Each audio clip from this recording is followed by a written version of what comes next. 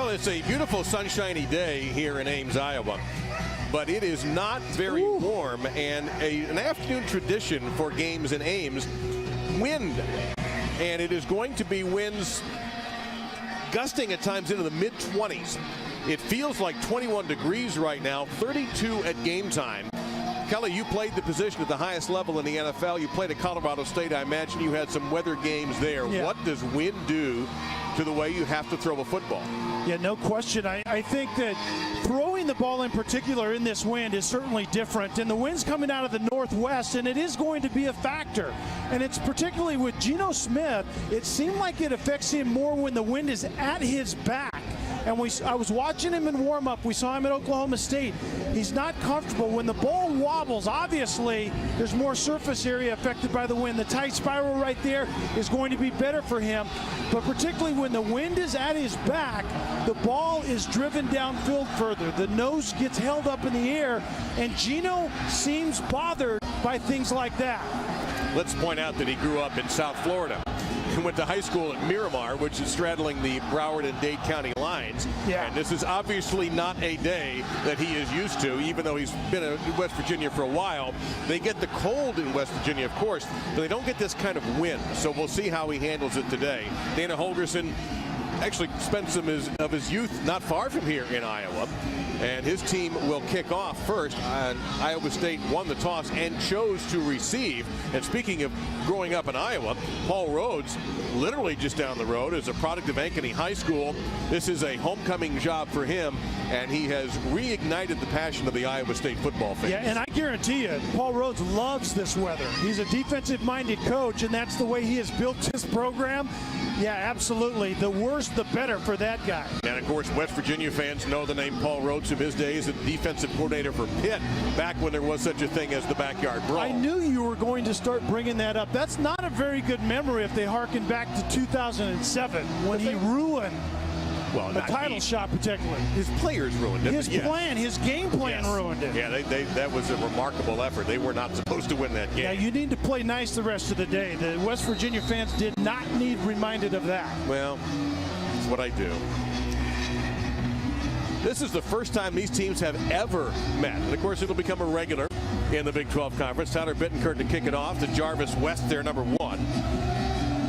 West Virginia 105th in the nation at kickoff return defense, but Iowa State hasn't busted very many long ones. This will be West. He's not even going to bust anything. That, by the way, is where the wind is blowing from left to right and steadily, and it will be here all afternoon. We really don't expect to see any let up until nightfall. So here comes Sam Richardson, the redshirt freshman. This will be his first start in college. He played all last year, and he is the third quarterback that Paul Rhodes has gone to so far. And it's different coming in a release situation as opposed to starting. When the game plan is centered around what you do, the week looks a lot different than if you're just coming in a mop-up type situation. The tailback is Chantrell Johnson, a junior from Orlando. That's very close to Winter Park, where Sam Richardson comes from. And this will be Johnson trying to get to the edge, in West Virginia right there to make sure nothing good happens for Iowa State. We have a flag down back at the 20-yard line. Carl Joseph, the number one solo tackler, and Isaiah Bruce. And here's referee Reggie Smith.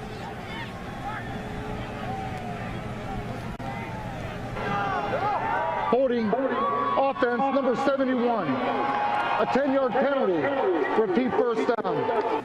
So they're going to back him up, take the penalty, and make it first down and long. And Dave, I think that's going to be very important for Iowa State. If you look at them schematically on the offensive side, they want to run the football and then play action pass.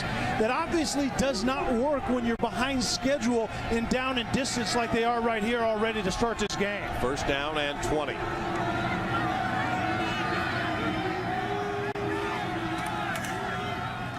And they stay on the ground. Johnson getting outside the 15. Darwin Cook, safety coming up, gain of a couple of yards. So it'll be second down and 18 for the Cyclones, who are kind of an oddity in the Big 12, Kelly. They're not an explosive offensive team. No, they really aren't. And that's, I think, somewhat the personality of the head coach. A defensive-minded Paul Rhodes kind of builds his offense like that as well. Richardson, decent runner, and he's got some room. Trying to get out of bounds. He got about the maximum amount of yardage out of that. Out of bounds at around the 29-yard line, setting up third down and about 6, a manageable opportunity for Iowa State. And actually early in the game, this is a great decision. You can see right there isn't anyone open, and then a good decision by a quarterback early is just hang on to the ball, get as much as you can, and they're in a third and somewhat manageable situation right here. Looking first to the middle of the field, swings it out to Johnson, and he'll be just short. Did not make it. So fourth down and a yard or so in Iowa State, and this is a player to watch. Number 13, Kirby Vanderkamp, a Ray Guy semifinalist, the punter position. Didn't make the final 3, but he is incredible, almost a punting scientist. And remember, he's going to be punting into the wind, so it probably is going to be directional, and it should be a low line drive as well. Tavon Austin awaits at the left-footed punt. Not bad. Into that breeze, and he gets a little bit of an extra roll on it, but let's take a look at where they're going to finally mark it out at the 33-yard line. That's a 33-yard punt. That's not bad at all. So here comes the senior from South Florida, Miramar, Florida, Geno Smith. 336 passing yards, number 3 in the nation in passing, 35 touchdowns, 5 interceptions, yet somehow those numbers, and he's not in the Heisman race anymore. Yeah, that's exactly the best evidence that you can see that the Heisman is no longer about the best player in the country. It's about the best player having a great year on the right team in the country, because Geno Smith's numbers deserve to be at least in the top 5. He's going to throw with the wind at his back right away, going deep down the field, and he misses at the 33-yard line, trying to get it to J.D. Woods, and Woods had a step on the Iowa State secondary. That is our note to tell you about our impact players for West Virginia, brought to us by Chick-fil-A. And we talked about Austin and Bailey at the top. Bailey's that go-to receiver vertically, and then Austin's going to get the ball all over the face. Josh Francis is the defensive player for West Virginia that is a disruptor. He has to get Iowa State in negative situations today. Austin out of the backfield now, number 1. Keep an eye on him all day long. Pass near the mark, but Bailey making the grab. That's his 89th catch of the year. Kenneth Lynn drove him out of bounds, and here are the Iowa State impact players, brought to us by Chick-fil-A. Yeah, 47, A.J. Klein, the leading tackler on that team, is a tremendous player. Gibbons leads the nation in takeaways, and we've already seen Vanderkamp. He's going to have a huge impact on this game today in this weather. Sean Alston, maybe as healthy as he's been all season, number 20 in the backfield to the left of Geno Smith. That's Alston on 3rd and 5, and he'll have a first down. Alston has been battling the effects of a debilitating thigh bruise. He picks up 9, and we were told this is about as healthy as he has been in months. Yeah, getting 3rd and manageable, and the delayed draw right there to Alston. And he was the guy that was supposed to be the workhorse to start the year, but you're right, Dave, he's been banged up. If he's healthy, that's just one more dimension for West Virginia that simply isn't fair to most defenses. Now here is Tavon Austin out of the backfield, and he is hit at the 50-yard line, fell forward maybe into Iowa State territory at the 49. Jeremiah George, who had 17 tackles in Iowa State's game against Oklahoma, in there on the stop, and a different look for Iowa State, and West Virginia moving quickly. 2nd and 7.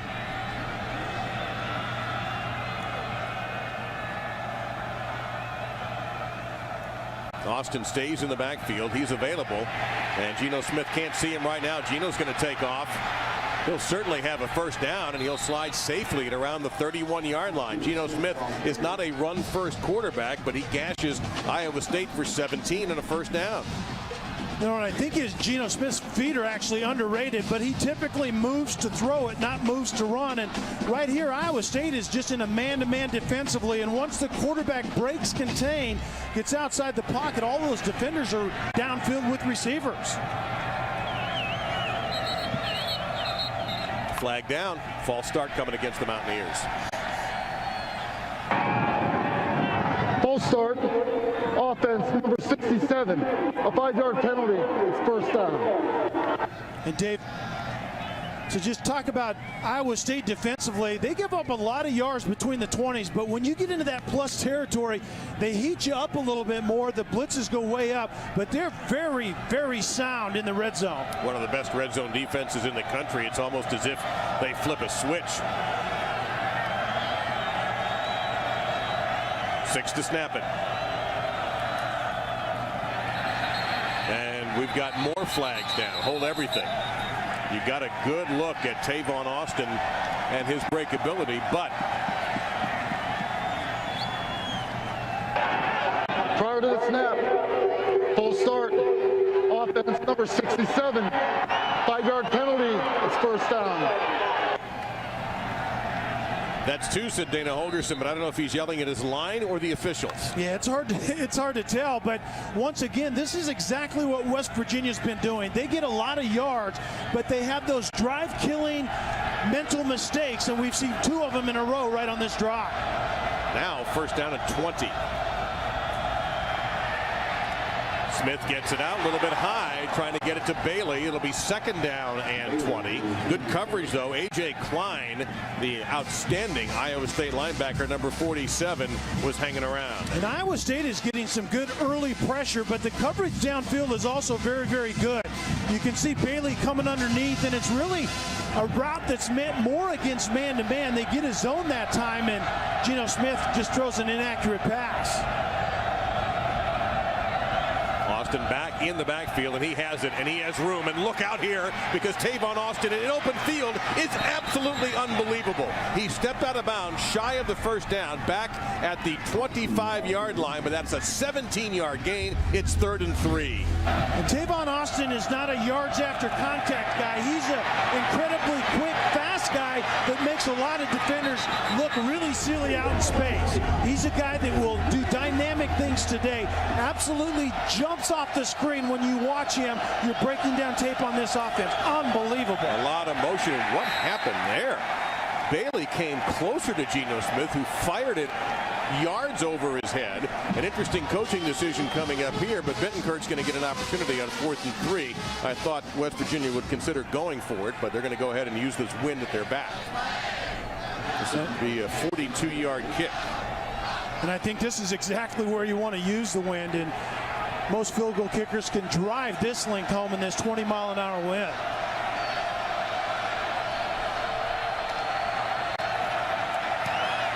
You can hear the thud. He nailed that, and certainly gets a little assist from the wind as well. So West Virginia hurts themselves with some penalties, but winds up putting 3 on the board. Iowa State going into the wind. We'll have the ball next. And a lot of people think if Notre Dame and Mate Te'o win that game tonight, or tomorrow night, pardon me, it's going to be a tough one. The national I'm title. calling it right now. That's going to be an incredibly tough one. Absolutely. No question. All right. And the signal for Jarvis West is to take a knee, so it'll be the 25-yard line for Iowa State and the redshirt freshman quarterback, Sam Richardson. Hey, quietly, Iowa State's offense got off the field, right? That's exactly the way they play defense. They give up some first downs, they give up some yards, they get into that scoring zone, and they just simply keep people out of the end zone. It's amazing how that happens, but it's by design. Richardson got into this position starting in this game with an interesting coming off the bench performance against Kansas. Steele Jantz took a shot to the head and ended up not being able to finish the game. Richardson not only finished it, he finished it so well that he earned the starting job. Chantrell Johnson and James White in the backfield. White is number 8, Johnson 21, and that's going to be first short timeout, Iowa State. Well, that's a little bit of a surprise to come off the kickoff and not be ready to snap the ball. Now, this is the Iowa State Virtual Reality Application Center's C6. This is advanced software and hardware. You can integrate this to deliver virtual worlds that deliver interactive, fully immersive experiences. The university uses this space for both student and private company research and training and development of products and discovery and all of that. Pretty cool. You ought to be able to train quarterbacks like that. Wouldn't that be defenses, nice? I think that would work perfectly. But just do it indoors, as you see by what the weather feels like today. Richardson on 1st and 10, going to take a deep shot down the field. It's going to be incomplete, throwing into the wind, and that's going to draw a flag. A little bit of contact. Quentin Bundridge was the intended receiver, and that's Pat Miller in coverage. Pass interference, defense, number 6, a 15-yard penalty, automatic first down. All right, you mentioned Sam Richardson last week. They went up on senior night against Kansas in an inspired effort early on by Kansas, but Kelly, he lit him up. He did, and he throws a really good ball. He's tremendously accurate, doesn't have an overly strong arm, but he seems to have a really good grasp of this offense, and it's just his opportunity to take it and run with it. And speaking of taking it and run with it, that's James White for a gain of 7, about the 47-yard line before Shaq Pettaway, a sophomore from Steubenville, Ohio, number 36 for West Virginia, in on the stop. And now Iowa State trying to play quickly. 2nd down and 3. Keep it on the ground, 1st down, and a saving tackle that time into Iowa State territory after a pickup by 5. But if that tackle is not made by Darwin Cook, it could be big. And the quarterback zone read, and this is something that you don't really see out of the youngsters. Richardson isn't known for his mobility, but he can handle that part of the offense here today. And back to White again, and this time he's hauled down from behind by George Wright. The one-time nose tackle, number 99, sniffed that play out. That's going to be a loss of 3 back to midfield. 2nd down and 13. Wright doing a very good job of being active up front, getting off right over the center and then creating the negative play, and that's going to be huge for West Virginia today. If they can get Iowa State behind the sticks and force Richardson to make plays in the passing game, they have an opportunity to do well this afternoon. That's his 5th tackle for a loss this season. They stay on the ground. This time the hole opens up for White, and there is Cook again. Ball came out. What's the ruling on the field? West Virginia ball. It was Cook who forced the fumble. And I think Tufte, the left guard, is going to get called for hold well behind the play. So I think this fumble is going to stand. Let's see if it's really a fumble. The ruling on the field is a fumble recovered by West Virginia. During the play, holding offense number 64 is declined. Result of the play, 1st down. Yeah, I think this is going to be not only reviewed as all plays are, but it's going to be overturned. I think James White's knee was definitely down. Of a fumble is under further review.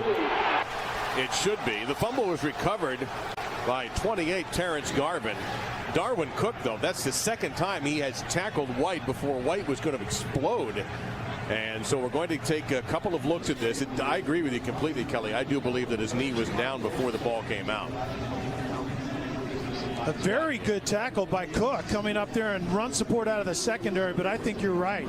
I think the knee's down, ball's in possession. I think this is going to be overturned. And in the meantime, Iowa State had a holding penalty. Tufte, the left tackle, got called for holding, and West Virginia declined it.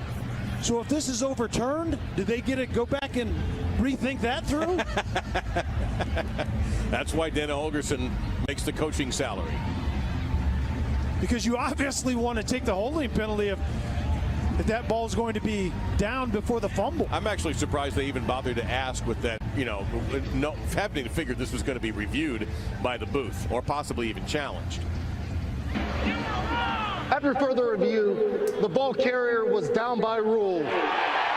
However, the foul for holding offense number 64, a 10-yard penalty, repeats 2nd down. Yeah, now, of course, it's as if the play was just a simple holding penalty. So back them up they go. Both teams a little sloppy with penalties early. West Virginia messed up their first drive with 2 false start penalties in a row. And now Iowa State gets popped all the way back to the 40-yard line, their own 40-yard line. Looking for 64. I'm not sure exactly where 64 disappeared to be honest with you. He was actually already on the ground, the left guard, and he's Tufte. You're exactly right. He's the one that got called for the hold.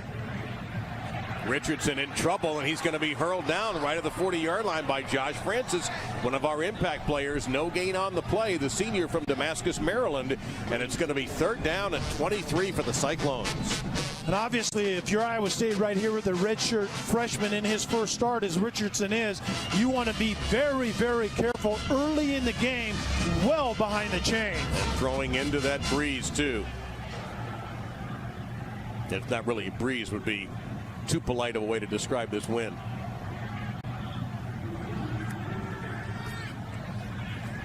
Got some room. Goes underneath, and it's a smart play. Chris Young will get it back into West Virginia territory, short of the first down at the 45-yard line by 8, but it's still a gain of 15, and that's a smart play by the redshirt freshman. It really is, and I think it was good signs on the horizon. He made a really good decision, moved up in the pocket a little bit, and had really good protection. So those are a sign of good things to come, but we'll see if Vanderkamp can get his job done right here. And there's Tavon Austin, who has returned 1 for 76 yards and a touchdown, but Kirby Vanderkamp has put 27 punts inside the 20-yard line. High sun, and Austin makes the fair catch inside the 10-yard line. So Vanderkamp having an impact early in this game. West Virginia's got a long way to go. Did you see Tavon Austin last week? A school record 344 yards on the ground, 21 carries. It's a Big 12 record, 572 all-purpose yards. Ran for 2 touchdowns, and yet West Virginia lost the game to Oklahoma 50-49. They had a missed PAT, and a 2-point conversion went off the hands of Stedman Bailey in that game too, in the second half, that may or may not have made a huge difference in the game. In the meantime, Austin in a position where West Virginia fans don't want to see him off the field. From the 8-yard line following the Vanderkamp punt, it's power football. And look at Alston get going here, the senior from Hampton, Virginia, who got off to such a fine start, gains 12, got hurt, and it struggled since we saw West Virginia 2 weeks ago, and Alston barely played. And at almost 240 pounds, Alston gives them a dimension that this offense typically doesn't have. A true kind of one-cut and downhill thumper in that zone running scheme. And you saw it on that play right down Main Street. That's spiked to the ground by David Irving, a player the Iowa State coaches said have really come on this season. The junior from San Jacinto, California. It's 2nd down and 10.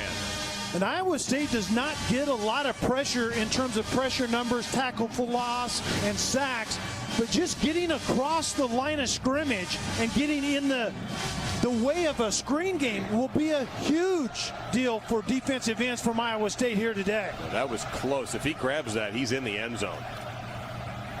So they go back to the ground. Austin. And he's short of the first down by about 3. It'll be 3rd down coming up. Gage Schaefer, number 16 for the Cyclones, in on the stop. But you just hold your breath every time he gets the ball. I mean, it is absolutely electric to watch him. Incredibly quick feet, and he's not going to break tackles, but he makes people miss, and he gets through really, really skinny places in between the tackles as well. 3rd down and 4. Little touch pass here. And that's going to be a 1st down. And there's Tavon Austin. Gain of 5. This is a play we're starting to see a little bit more of in college football. They actually call this a lot of times a forward pass as opposed to a handoff. And if the quarterback possesses it where he can control it for any length of time, it's a forward pass. But the bottom line anyway is any way you can get it to number 1, it's good with us. Be interesting to see if Dana Holgorsen sticks to his promise and holds Austin to about 15 carries. Forget about that. Okay. We're not calling Dana a liar. We're just saying he may be changing his mind.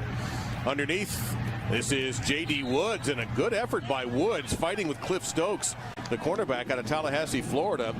And he is pretty close. Now they did give him the 1st down. That was a great individual effort by the redshirt senior.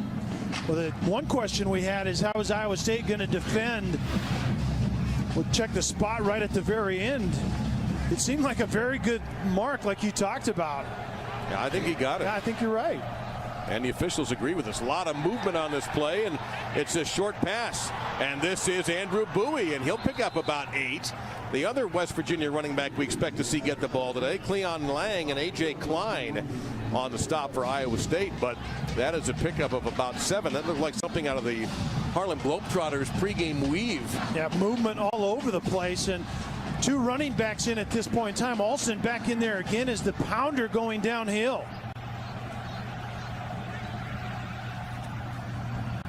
And it's Alston. He'll have a 1st down. And he will take it to the 43-yard line of Iowa State. A solid pickup of 6. Jeremiah George, the junior from Clearwater, who's taken A.J. Klein's middle linebacker position, while Klein has shifted over to the weak side where Jake Knott had been until shoulder surgery ended his outstanding career here at Iowa State, and certainly, hopefully, he'll get an opportunity at the NFL. Yeah, and what a huge loss that was. Really the leader on the defensive side, and you take another great linebacker. Klein has to go out of his position to go to the weak side because there's more expected from that weak side position in this defense. Tavon Austin in the slot off to the left, and they go the other direction, and it's Woods one more time, short of the first down. Pickup of 8, however, so a couple to go for a first down for the Mountaineers. Very interesting. They're not pitching it all over the field going down deep, Kelly. They're just going with what's in front of them. Smith now 4 out of 5 on this drive. And I think that has a little bit to do with the wind at Geno Smith's back. I don't think he's comfortable throwing the ball downfield. And I think what you have to do is dink and dunk and get your quarterback comfortable on the day. Hole opens up. First down for West Virginia. And that's Andrew Bowie, the sophomore from Jacksonville. And if you're hearing a lot of Florida names on here, 46 players combined on these rosters from the state of Florida. What's really interesting right now is West Virginia has a nice mix in the backfield. They have the pounder and Austin at 240. Bowie's somewhere in between, and then they have Austin that can take the ball and run anywhere with it with big play potential. 10th play of the drive right here. All day for Smith. Takes the option, and it's incomplete. Woods near the first down marker, unable to make the grab. It'll be second down and 10. And you could see right there, number 47, A.J. Klein, the linebacker, was talking to the defensive backs, Cliff Stokes, number 7. They have to work together to seal off that throw, and Klein was underneath it, but when the receiver repositioned, the defensive back has to close that gap, and the veteran linebacker didn't like what Stokes did. Austin, and this time he is swallowed up back at the 30-yard line. It looks like Walker Woods, number 95, on the stop for a loss of 2. And what you have to do is you have to get going really, it's over here, get going really quickly to stop a dynamic running back with quick feet. Essentially, you have to stop him before he gets started. That's great defensive work. They're going to have that out of the down 4 guys here this afternoon. They're down and 13. Underneath, it's Woods, no chance. Sniffed out right away by the Iowa State defense. Cleon Lang, number 90 in there. Jaquez Washington, too, number 10. And Bailey wasn't getting loose outside. You throw the tunnel screen to actually Woods trying to come back inside. But once again, very good positional defense from Iowa State. And that's what they're known for. Alignment, assignment sound, see the ball, break on it, and make a very good tackle. That's all about Iowa State defense. For Bittenkurt, who's 1 for 1, 8 out of 14 on the year. This from 46. And negative, rejected by the left upright. Paul Rhodes celebrating. His defense holds. Now this was a low kick. You'd like to think you get this thing up in the air when you got the wind at your back, but it's tough to kick them high from a long distance. Yeah, obviously the distance has nothing to do with it, but you're right. He just drove it a little bit to the left, pushed it just a little bit, but once again, how about Iowa State's defense? Any way you can keep the opposition, especially when it's West Virginia's prolific offense, out of the end zone. And Rhodes, remember his defensive coordinating background. That's a reverse Tony Sperano right there. You're exactly right, but the emotion of a defensive-minded head coach knowing how to keep points off the board. Chantrell Johnson. Now, Paul Rhodes is delighted with that, but he's got to wonder when his offense is going to get in gear. That's about a 5-yard pickup straight ahead for Johnson. See Jared Barber, 33 among the tacklers. Shaq Rowell as well, number 90. Well, your point about the offense getting untracked is well noted, because that's why Richardson is in the game. Give them the chance to get the most points on the board this afternoon. Little confusion there. Richardson spinning out and turned a 0 play into a couple of yards before roll again. In there on the stopper, Rowell, number 90, the junior from Maple Heights, Ohio. That was an awkward looking zone read play. So it's third down though in a couple. And Rao, one of those defensive linemen. Remember, West Virginia plays a 3-3 defense. Essentially, they have their nickel defense in the game all the time, but only 3 down linemen. Rao, that nose tackle, has to be very active today.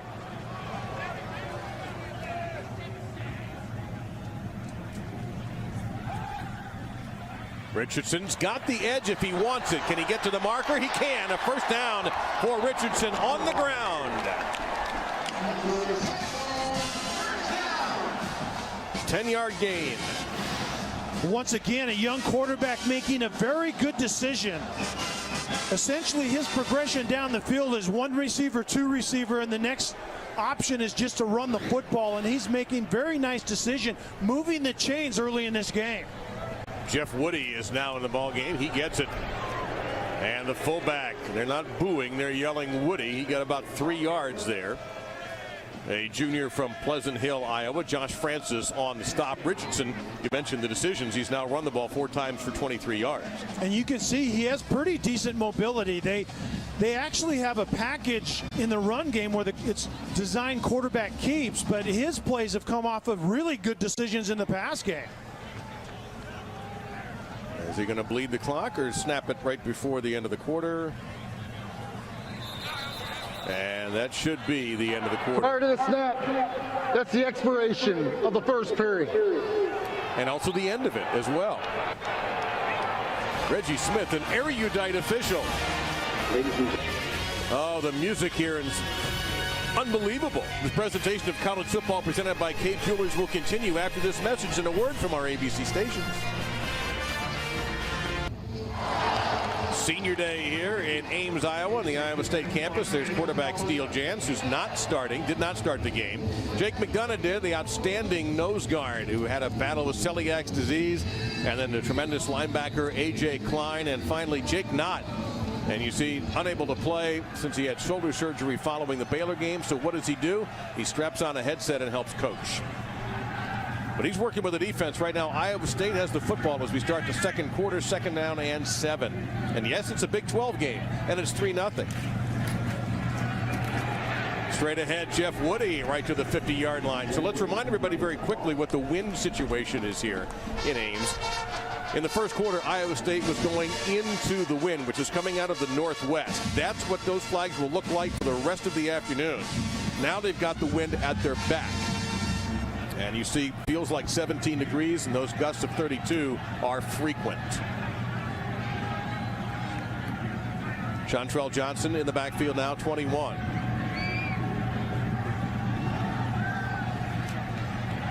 Underneath, well, he had a receiver open at the sticks and instead goes over that, and Josh Lenz, the senior, made a great catch. 15-yard pickup and a first down to the Mountaineer 35-yard line. Richardson gets away with one here. The smash route, which is a receiver underneath, Lenz on the corner route, and you're absolutely right. Banks, number 34, had a great opportunity to pick that ball off. Richardson was very fortunate on that pass. Probably watched too much Robert Griffin III yesterday and figured I can just throw the ball anywhere. He was quite hot, wasn't he? Yeah, I think he was pretty good. And this is Johnson, and he is enveloped by Wright back at the 39-yard line. Second tackle for a loss for the big redshirt senior from Miami. A loss of 4 there. 2nd down and 14. The defensive tackles are having a great start to this game, and they're the ones that's forcing negative plays and getting Iowa State out of their comfort zone behind the sticks, as they are once again right here. They gave him a yard, so it's actually 2nd and 13.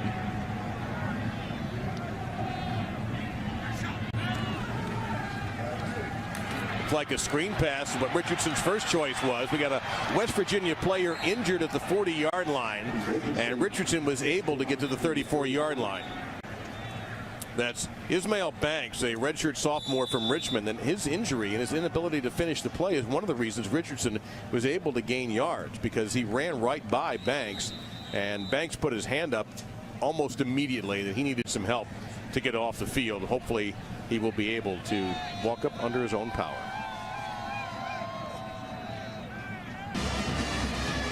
And Ismail Banks able to get up with some help. And Kelly, take us through what happened to him here. You can see him right there. Banks is going to come in, and Gary just throws low, which is legal as long as you're going to the sideline. And then it just looked like it, actually not the leg he was hit on, but the next step, something happened with his knee as Iowa State was trying to get the tunnel screen underway. So in the shadows, which have just about taken over this field, that last little strip of sunshine over there at the top of your screen. 3rd and 9 for Richardson. He's run successfully today, and he's going to tuck it, but he's got company this time, and he'll be short of the first down. Now, don't forget, Iowa State has the wind at their back, and they've got a good kicker, Edwin Arceo, who's 10 of 41, and he has a long of 51, and he will come on out to try one from what looks to be 47 yards. So far, this will be our 3rd field goal attempt, if this is not a fake, going with the wind at their back, and West Virginia is 1 of 2 with Tyler Bettenkirk.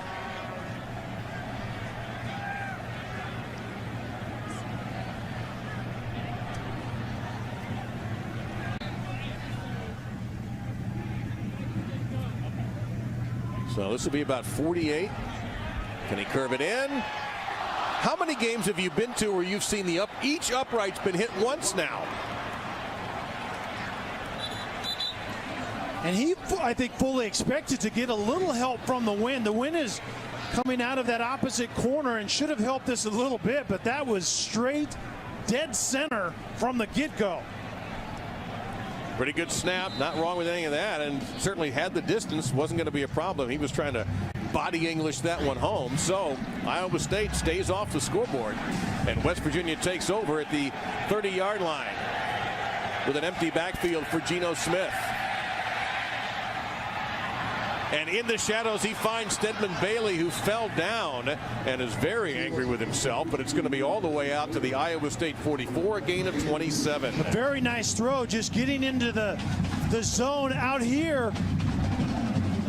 A decent job of the inside receiver taking the safety out of the top. And then look how Geno just throws the ball into the middle, settling the receiver down before the safety up top and the coverage underneath. They go to Alston, who's running up the gut, cuts back a little bit. He's not a big-time cutback runner, but he had so much room. Schaefer makes the stop. That's 15 yards, so 42 yards in 2 plays. And they're all the way down to the Cyclones' 28-yard line. And the lead blocker getting up front as well. And Alston is getting a lot of good quality yards between the tackles. And that's something that this offense has really lacked. But he's doing a very good job. 4 touches, 4 carries for 45 yards. An element that this offense could use. Geno Smith play action going to the end zone, and I don't know if the wind got that pass or not, but West Virginia does have a first down, a 23-yard gain to about the 4-yard line. Another grab for Stedman Bailey. Stedman Bailey is their touchdown maker, 20 touchdowns on the year, and once again the wobble of the ball, and that ball was going down when it got to Bailey. That was a very good job by the receiver. You can see the wobble on it into the wind. That's an issue, and you can see it right there. Very good hand-eye coordination by Bailey on that play. One of the best red zone defenses in the country for Iowa State. And can they handle Alston? He gets to the 1-yard line. Jeremy Reeves, number 5, you see him getting up after dealing with that load. Reeves only weighs 176. Alston is 240. And you can see Geno Smith is getting him onto the line of scrimmage and going, hurry up right here. Straight ahead, Alston, and he sneaks in. That should be a touchdown, and it is.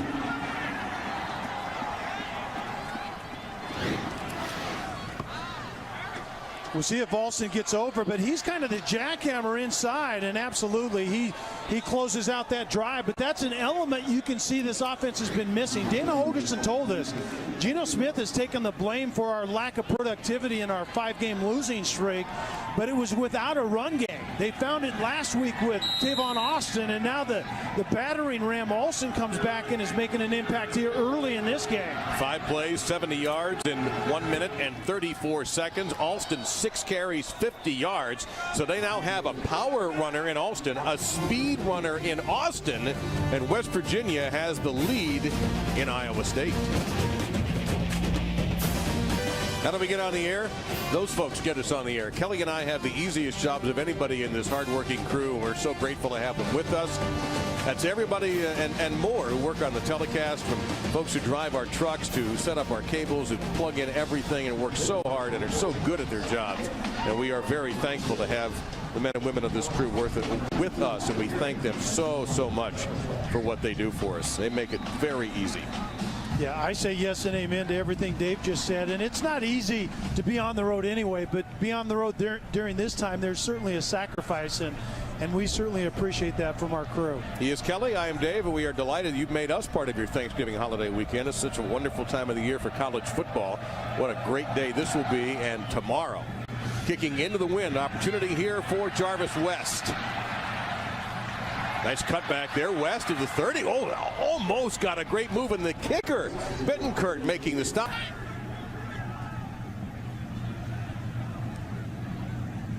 James White, the tailback.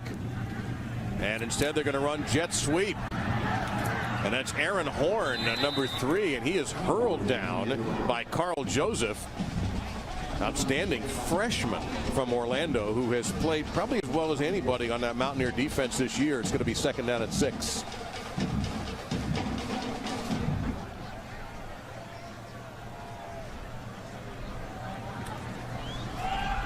Now straight ahead with James White. First down. He stumbled just a little bit, and if he hadn't, he might have gone even farther. And once again, Darwin Cook is able to make the stop, but this time it's an 11-yard gain on the first down.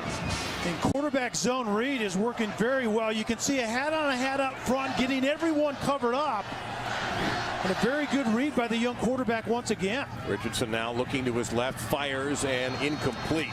Second down and 10. He was trying to get it to the senior Josh Lenz, who made one catch earlier. Have not seen much yet with Richardson rolling to his right, even though he's a right-handed quarterback. And I think Richardson is very accurate, but I think it's inside the pocket. I haven't liked him out on the edge throwing in that sprint game very much. That's his first incompletion. He's 3 out of 4, in trouble, and he just flips it. That is a dangerous play. Now, is he ruled down? There's all sorts of rulings we need to find out. It could be a potential intentional grounding penalty as well.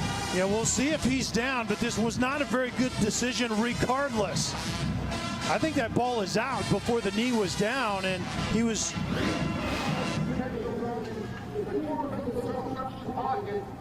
I thought that might be the ruling, but still the officials huddled before that. Now Richardson's missed his last 2, and it's third down and 10. And regardless, outside the pocket, inside the pocket, wherever it was, that was not a very good decision. He did have Kurt Hammersmith, the tight end, in the general area, but hang on to the football.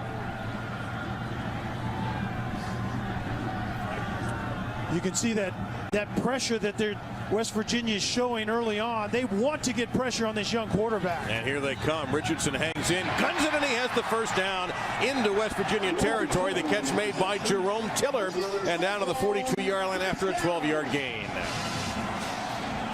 And at the end of the day, the young quarterback goes to the right guy. The pressure guys are right here. They're going to get after the quarterback, but the outlet receiver, that's kind of the pressure regulator right there. And Iowa State playing some hurry up. They give it to James White for a gain of a couple. Second down and 8 coming up.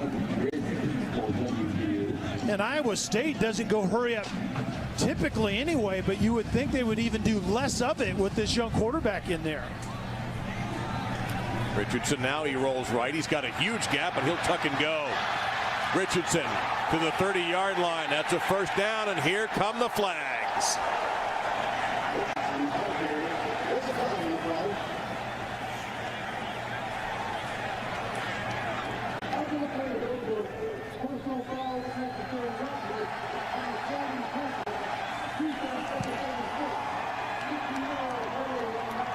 That's Shaq Pettaway hit with a penalty.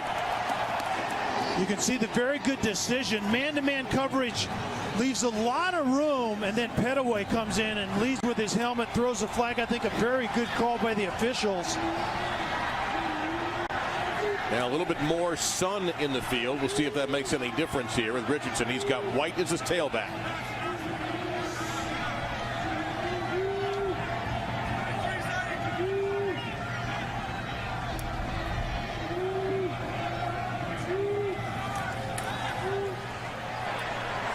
Under some pressure again, Richardson scrambling left. He's in a little bit of trouble, and he'll make something happen. Richardson picks up 7, almost 8 yards. Got a round right somehow. I think we were kind of undersold a little bit on Richardson's feet. He obviously has very good feet, and I think once that adrenaline kicks in, he's made very good decisions. First charge timeout of the half. West Virginia. I think West Virginia just wants to get them huddled up and see if they can get their guys on the right page. 8 carries, 48 yards for the redshirt freshman Sam Richardson, frustrating Dana Holgorsen and his defense. Off the timeout called by the Mountaineers, 2nd and 3.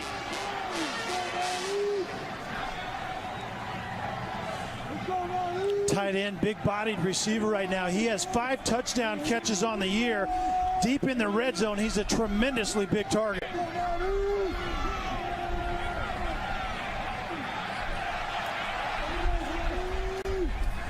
Looking in that direction, to the middle of the end zone, incomplete.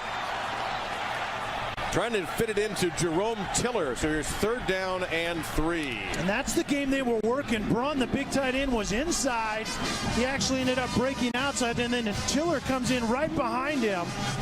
And this was just poor ball placement. If that's another 1.5 foot inside, that's a catch. Here's the 10th play of the drive. Iowa State 3 out of 5 on 3rd downs.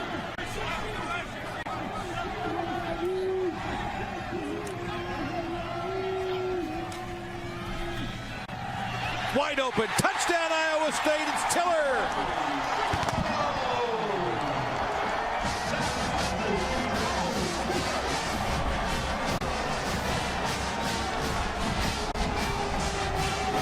Take a look at this route. The fake inside and whoop, over the top right there. Remember, he just ran the slant the play before.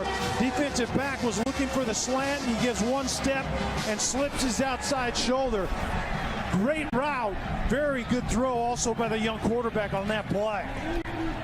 And for Tiller, that is his first career receiving touchdown. So he's got something to celebrate. The redshirt senior from San Antonio. Iowa State breaks their scoring drought.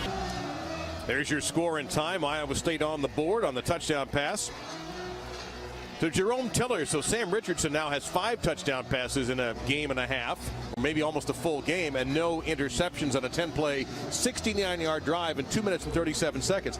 This isn't our Aflac trivia question, but do you realize that Jerome Tiller was the starting quarterback when Iowa State beat Nebraska in 2009?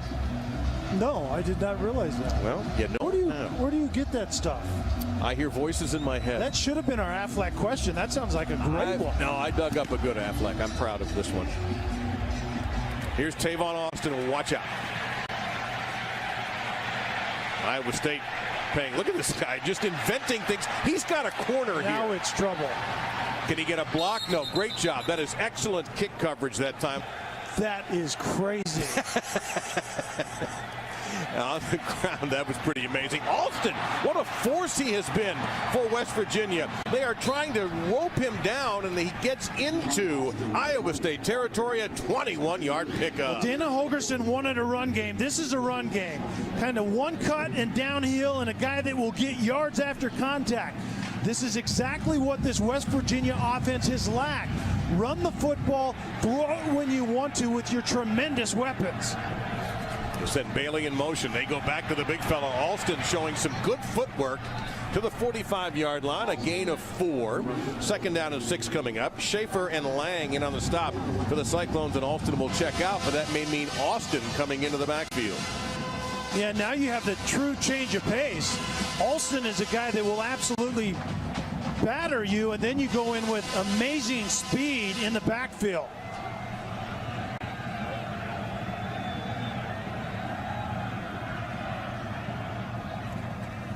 And they give it instead to Andrew Bowie. And Bowie breaks one tackle, gets a first down, dropped down by Schaefer, but at the 32-yard line, a 13-yard pickup. And I guarantee you, our friends in Morgantown and all the West Virginia fans are going, man, yeah, where did this come from? Why haven't we run the ball like this all year? And Bowie is that guy when he has the right attitude when he runs. He's a kind of a an angry runner when he's at his best, but having Tavon Austin just show himself back there is worth the price of admission. Bowie again, and that's an excellent point. He is brought down after a 2-yard gain. You see 47 A.J. Klein in there for Iowa State. Terrific, terrific football player. But you're right. Austin is so scary. You have to find him, and you have to account for him. Yeah, he doesn't have to get the ball, but you can see right there, they have 139 today. They've only averaged 165. A totally new dimension for this offense. And you know what? They're going into the wind. It makes it a little bit easier for Geno Smith. And now he throws a shorter pass to J.D. Woods, who makes a man miss, and he is hit at around the 20-yard line by Jaquez Washington. But that's a first down for West Virginia. Yeah, and Woods is that guy that can step up as really the third option. You have one football. Typically, you had two guys to distribute the football to. Woods can really be that third guy that Dana Holgorsen is looking for. Geno Smith has hit 8 of his last 10 passes for 95 yards. Here's Tavon Austin. Flag down. Austin 2. Only a 2-yard gain. Let's see what the penalty is all about. Offside. Defense, number 98. 5-yard penalty, repeat first down. That'll be first down and 5 as Henry Simon was caught. And Dave, what that running game does, and then that screen passing game to Woods away from Bailey, it's creating a one-on-one situation outside with Bailey. And that's asking for trouble if you're Iowa State. Alston, a late add into the West Virginia huddle. And he brings the play, and he'll stand behind Geno Smith. But where is Tavon Austin? In motion. And there's Alston. And he is just unstoppable at the moment. Another first down, a gain of 6. But you can see the effect of having Austin moving around on the line of scrimmage or in the backfield, because defenses have to adjust to that. They have to. And then you get the downhill runner in Alston. First down and goal.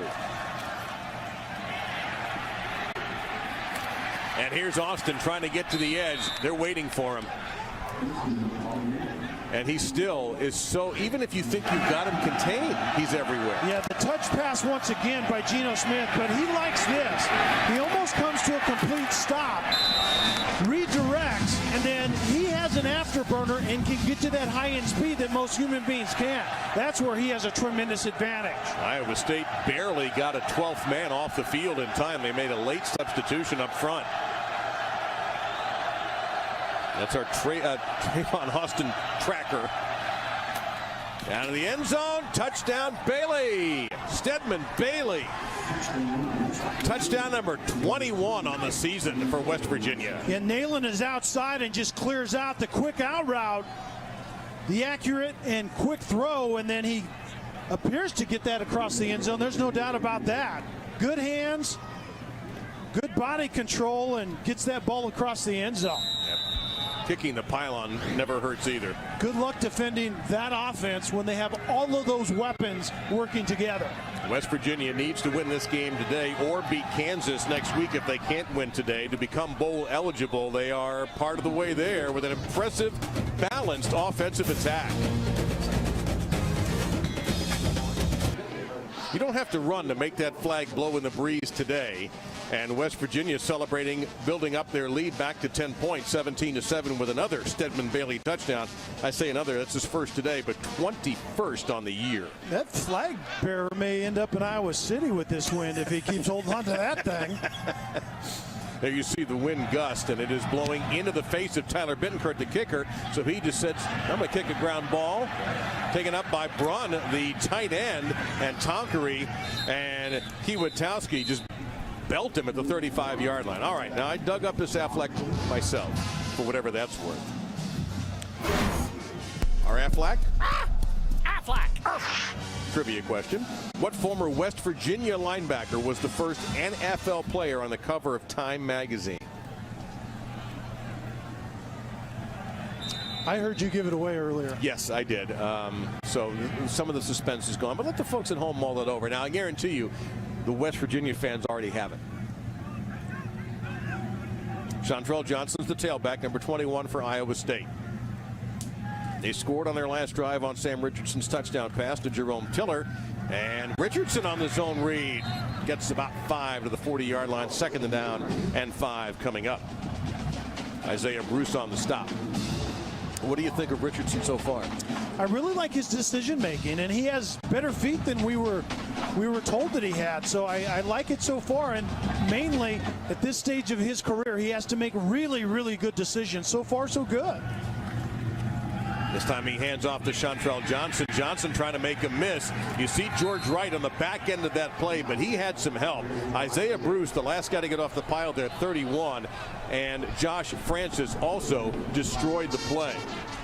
And defensive coordinator Joe DeForest from West Virginia, that's what he wants, is just create something negative somewhere along the way that forces a third and not so manageable situation that we see right there. And that's where Richardson has to prove that he can make plays in the air.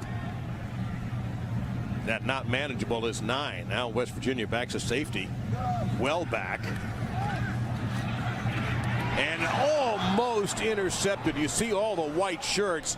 Terrell Chestnut, a freshman from Pottstown, Pennsylvania, had his hands on that. It was 4th down and 9. And Bundridge was, you can see the rolled up corner trying to get into that fade void, and then the safety Cook coming off the hash. And Richardson was staring down the receiver the entire time. And what that does is it gives the safety coming off the hash free reign to just immediately break on that football. That was trouble waiting to happen. Kirby Vanderkamp now with the wind at his back. High kick, but not a great one. That thing hooked left, and West Virginia will get some decent field position out of this. All right, let's get the answer to our trivia question. What former West Virginia linebacker was the first NFL player on the cover of Time magazine? The great Hall of Famer, former New York Giant, former Washington Redskin, and Redskins broadcaster, Sam Huff. Heck of a player. 22-yard punt. I wonder if that Aflac duck realizes that a lot of my family has that on the Thanksgiving table. Oh, around your place, yeah, I believe that. On the ground, here's Austin. There you see some of the dynamic moves he can make in a short period. And that's about a 10-yard game. We'll see if they gets the first down. There is the photo. And also, even before there was an NFL Films, I think it was CBS that did a special called The Violent World of Sam Huff, where they wired him. And I don't think you can find it anywhere. But I've seen some clips from it. It's fascinating. 2nd down and a yard to go. Geno Smith, plenty of time. Flag is down. You see that it might be a hold. Here's Bailey. Ooh, he took a shot from Dion Broomfield, number 26. But let's see what this flag is. Holding offense number 62. 10-yard penalty. Repeat, 2nd down.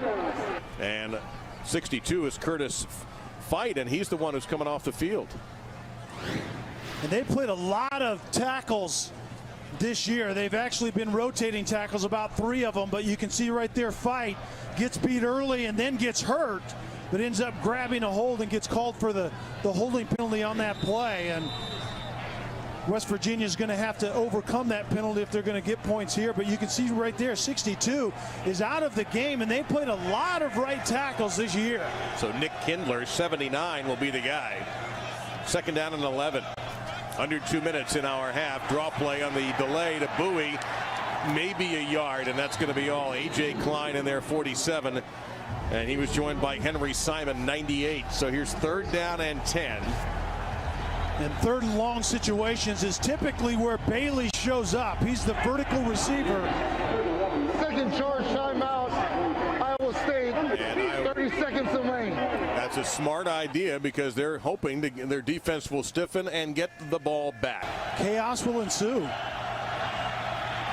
Speaking of chaos, here's an individual band of chaos and Tavon Austin, and he gets it out to the 44-yard line.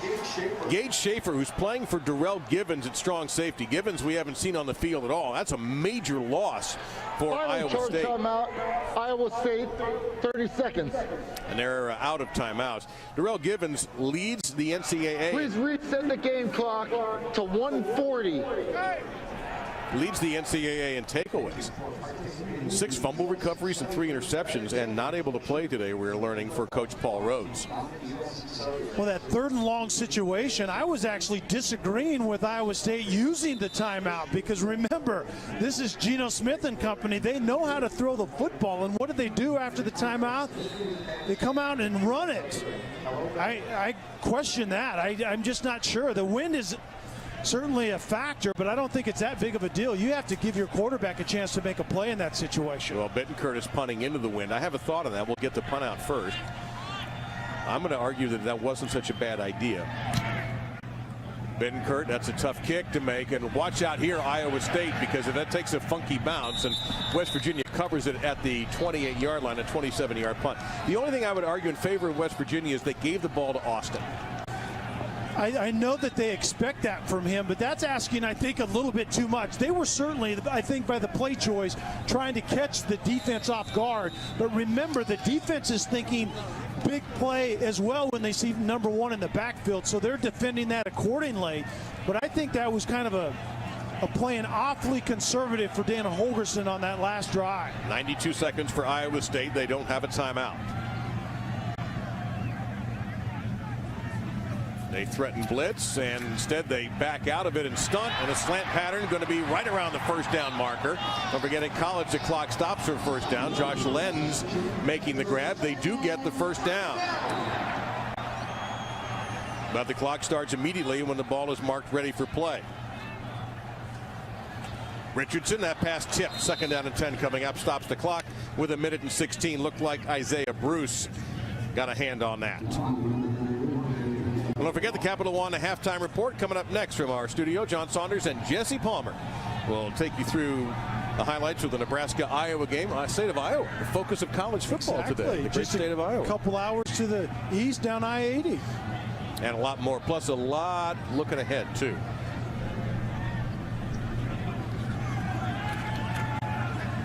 On 2nd and 10, that pass into a lot of traffic, incomplete for Aaron Horn.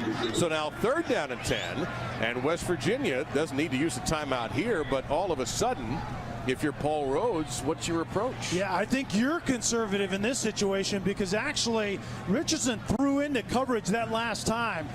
West Virginia was dropping 8 into coverage, and he tried to thread the needle into Horn, and you do not want to go in after a poor performance on this drive. If you're Iowa State, you're in this game. You don't want to make a bad mistake right here. And of course, they will have the win at their back if they need to punt.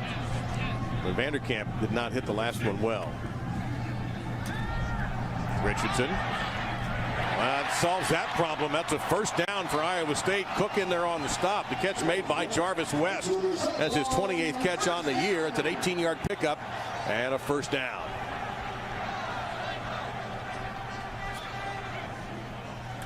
Looking left, firing in that direction. A diving grab is made for a short gain by West of 4 yards. Make it 5. We'll call it 2nd down and 5. West trying to get outside.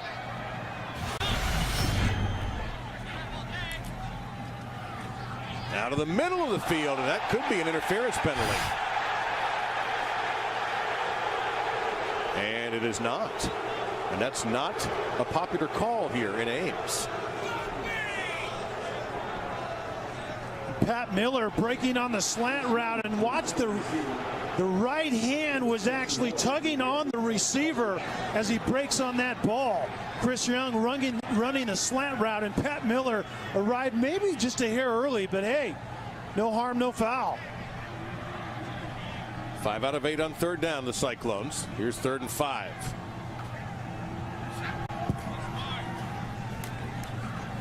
Richardson got belted and overthrew that one. He got hit. Hardest hit he's taken today.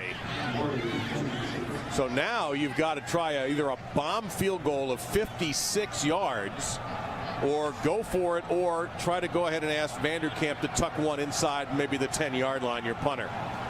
Well, it certainly appears that Iowa State is going to go for it right here, but you're right. If you have a punter that's such a good weapon, you're out of timeouts 34 seconds. And the other team has 2 timeouts, and the clock isn't starting because it was an incomplete pass. And Geno Smith at quarterback.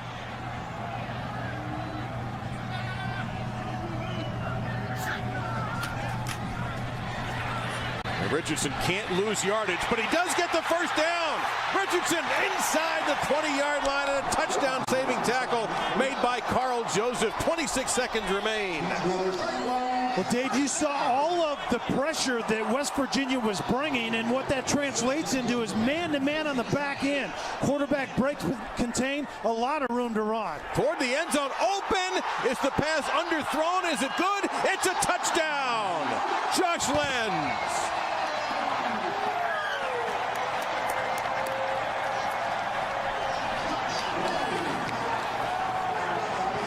Richardson actually thought he underthrew this, and he did, but did Lenz get it off the ground? And it certainly looked like it on that particular look at it.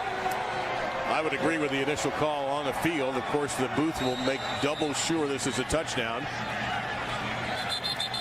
And here comes the whistle, understandably, unless this is being challenged. Yes, West Virginia is going to take one of their timeouts. Second charge timeout, West Virginia, 30 seconds.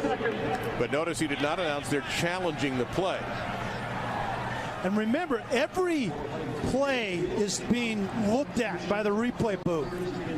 And so the challenge is almost obsolete these days. You'll see if he gets his hands under it.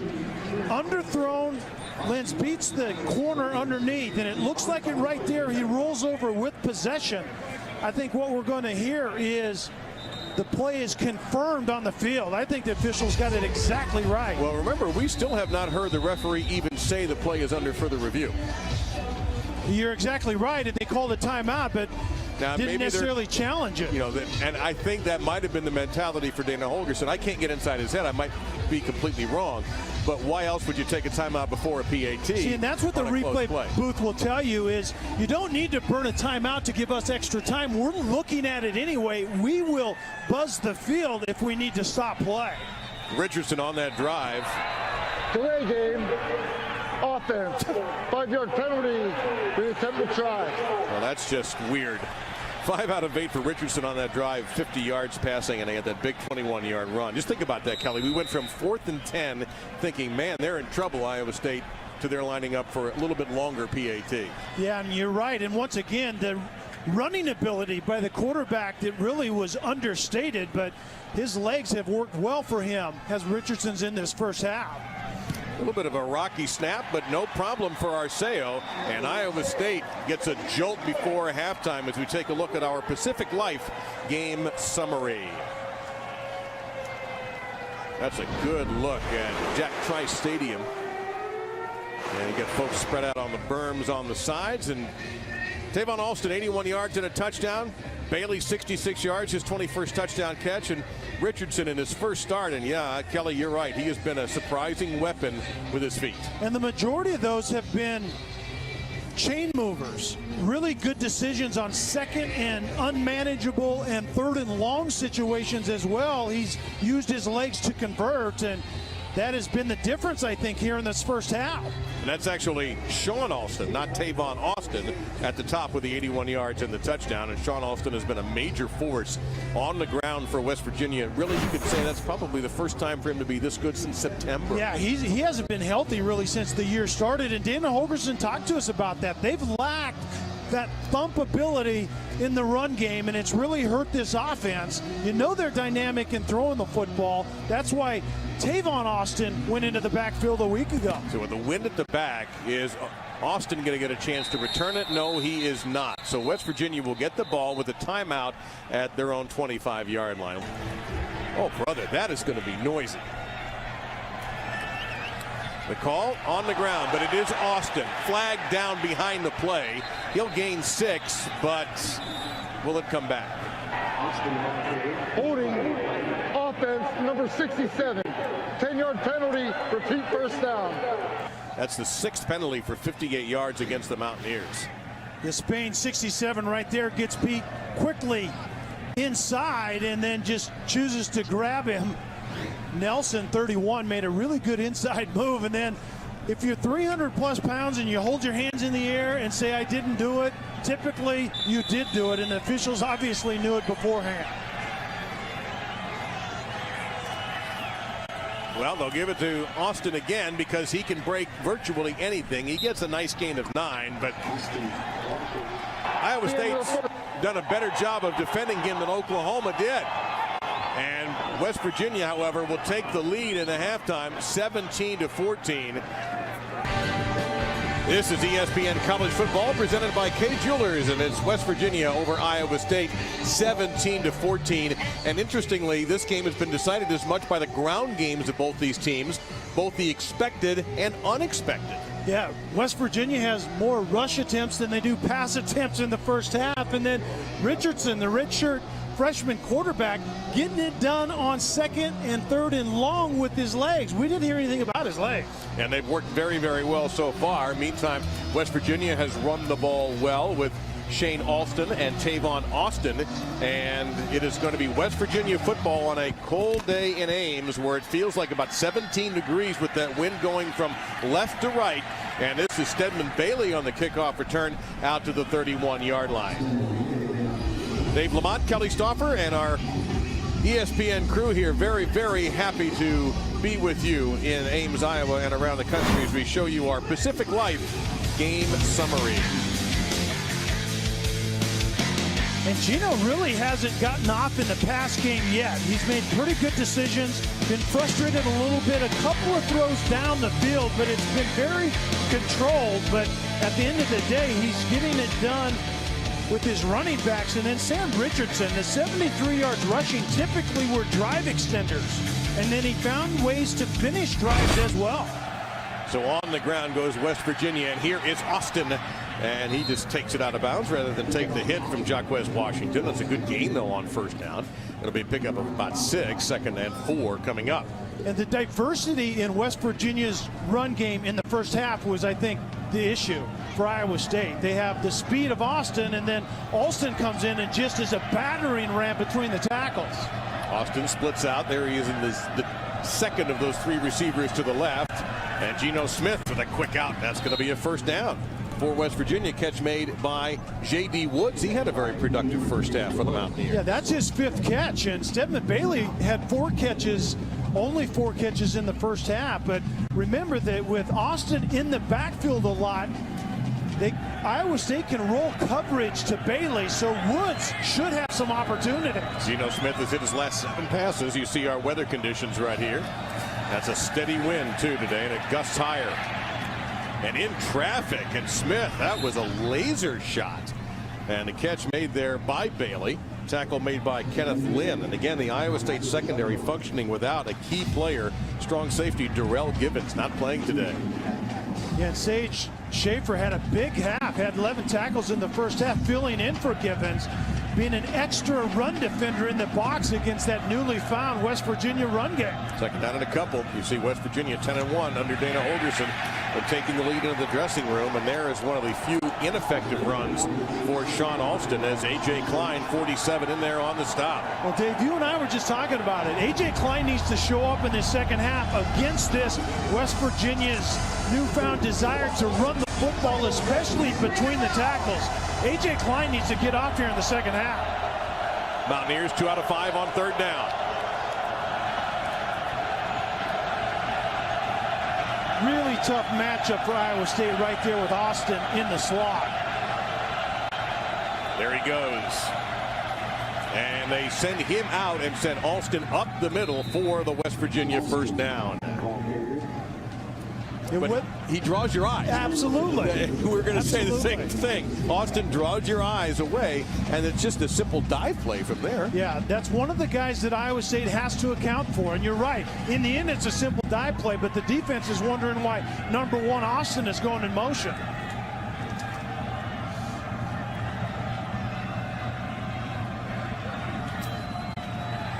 And Geno Smith out in the open, gets it completed to Connor Arlia. And there you see Jacquez Washington, number 10, kept that play from doing anything. As a matter of fact, they're going to lose a couple of yards. 2nd down and a dozen. Yeah, great reaction out of the secondary by Washington on that screenplay. And Arlia is not exactly the guy that you're going to build touches for, but they wanted to change it up. But great reaction by Washington right there. There's the veteran defensive coordinator, Wally Burnham, for the Cyclones. Old school.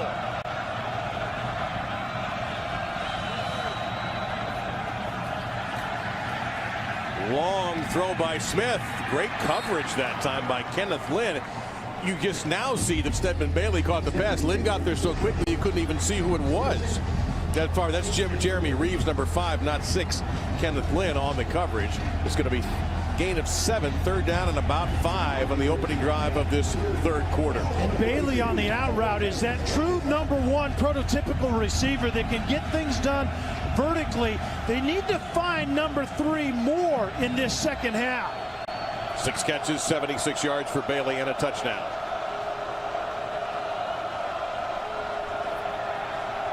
Underneath they go. This is Arlia, and he'll have the first down. He got hit, but he got the first down.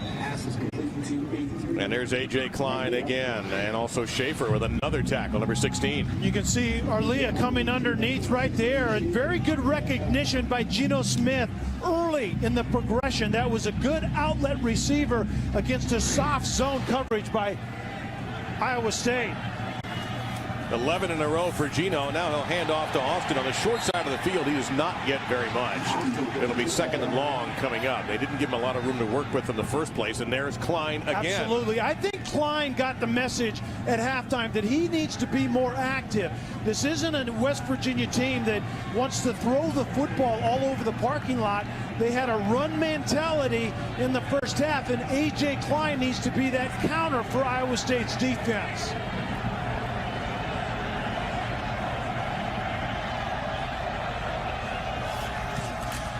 And now Alston, he'll try to use the short side of the field. A lot of collisions there around the 29-yard line. He stays in bounds. Clock will keep rolling in the third quarter. Gain of 5. And you can see Alston's main skill set is he's a pile mover, and that's something that this offense has lacked. The guy that can run with a little bit of an attitude, even when it isn't blocked impeccably well on the line of scrimmage, make guys miss but get yards after contact. 11th play of the drive against Wally Burnham's defense. Austin out of the backfield. There he goes. One-on-one with Klein. Made a miss, and he squirts loose for the first down.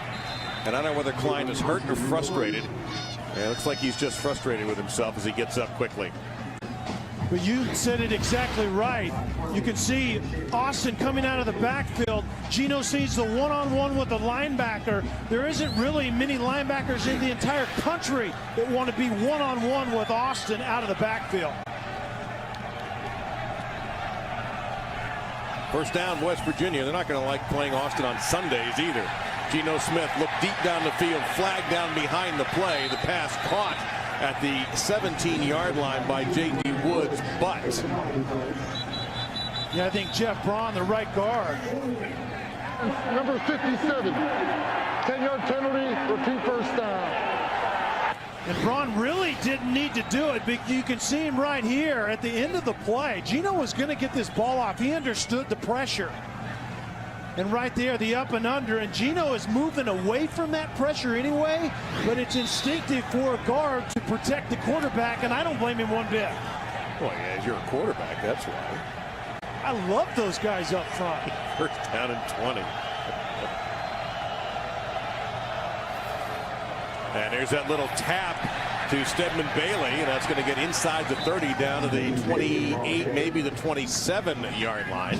Still going to be a little bit of work here. They've got to get down to the Iowa State 13 for a first down, so second and long. And a lot of offensive football is whether you can overcome a potential drive-killing play somewhere along the way. And we've already seen the holding penalty has been presented to West Virginia. Can they overcome it right here? West Virginia with that brisk wind at their backs.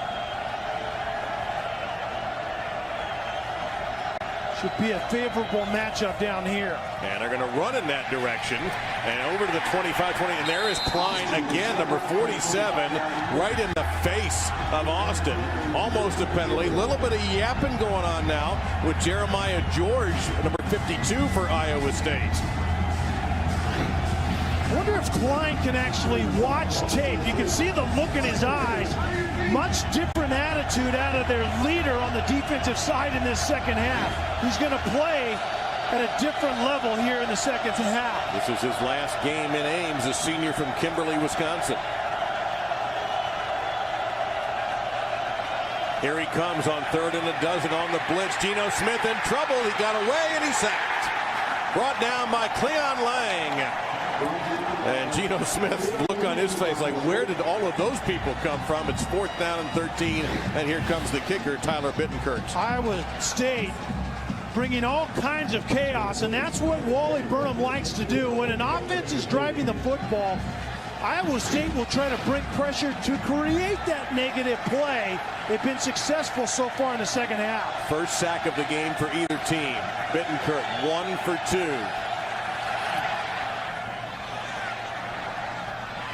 We almost had a third kick hit an upright. That one just tucked in. West Virginia now leads 20-14. Geno Smith sees the pressure, and it's just too much Cardinal and gold. At one time, Geno Smith was at the top of the Heisman list when West Virginia was 5-0. And they run into some trouble when they hit the Big 12 skid. His numbers are not terrible, Kelly, but he's no longer on the Heisman list. You can see that percentage down, touchdowns down, and that's where the interceptions came. And he started kind of pressing, get frustrated. He wasn't getting plays down the field. He was being defended differently as well. People were dropping into coverage, but I think he's beginning to figure it out. He's being more patient. He's making much better decisions here in the last couple of games. Made his last 12 passes, and a lot of folks around the NFL still have him at the top of their quarterback draft lists. Here is Jarvis West, 35, out to the 37-yard line. Great field position for the Cyclones. Well, I guess they can take down the banner in the Columbus, Ohio airport now, welcoming you to All-Star Weekend in the NHL. That's not going to happen. Iowa State's first play of this half on offense, and they run a kind of a jet sweep look for a decent gain with Albert Gary, the redshirt junior from Ocala, not far from the University of Florida. That's a 4-yard pickup, 2nd and 6. And that's what Iowa State will do. They will bring the receiver in motion, and Gary that particular time, but they run outside zone quarterback read. They try to get it to the edge to thin out that defense.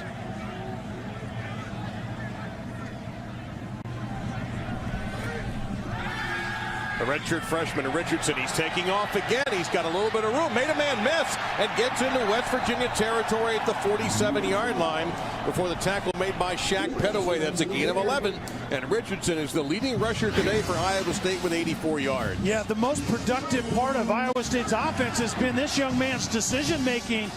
And a lot of times as a young quarterback translates into use your feet well. Yeah, he uses his arm well. Wide receiver wide open near the marker.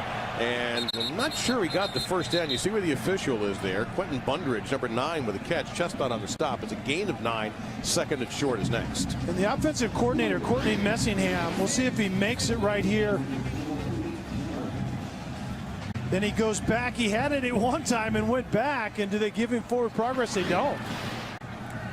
And on 2nd and short, that pass bounces in. So a surprise throw. And again, Bundridge. One thing with the wind, now Iowa State's going into the wind. We're just not seeing deep passes today. You're right. It's more manageable stuff, and I think that's pretty wise unless you have a big play opportunity down the field. It's been more management stuff. Straight ahead, and that's going to be a first down. You saw Josh Francis sell out, but Shaq Pettaway able to make the stop, number 36. That was actually Carl Joseph, number 8. Those 8 and 4s getting condensed. They look somewhat similar. It was Joseph who came in from the safety position and almost blew that play up. And it's a first down for the Cyclones. Longest pass for Iowa State today, 18 yards.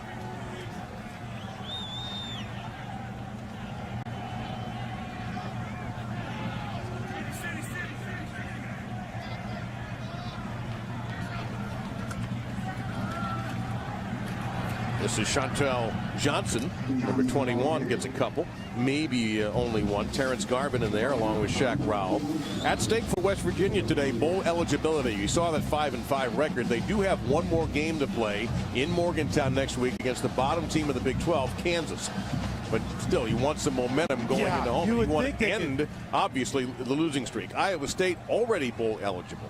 Yeah, you would think they would win that last game, but they've been saying it for 6 weeks. Here's your deep pass down the field in the end zone. It's a caught touchdown by Quentin Bundridge.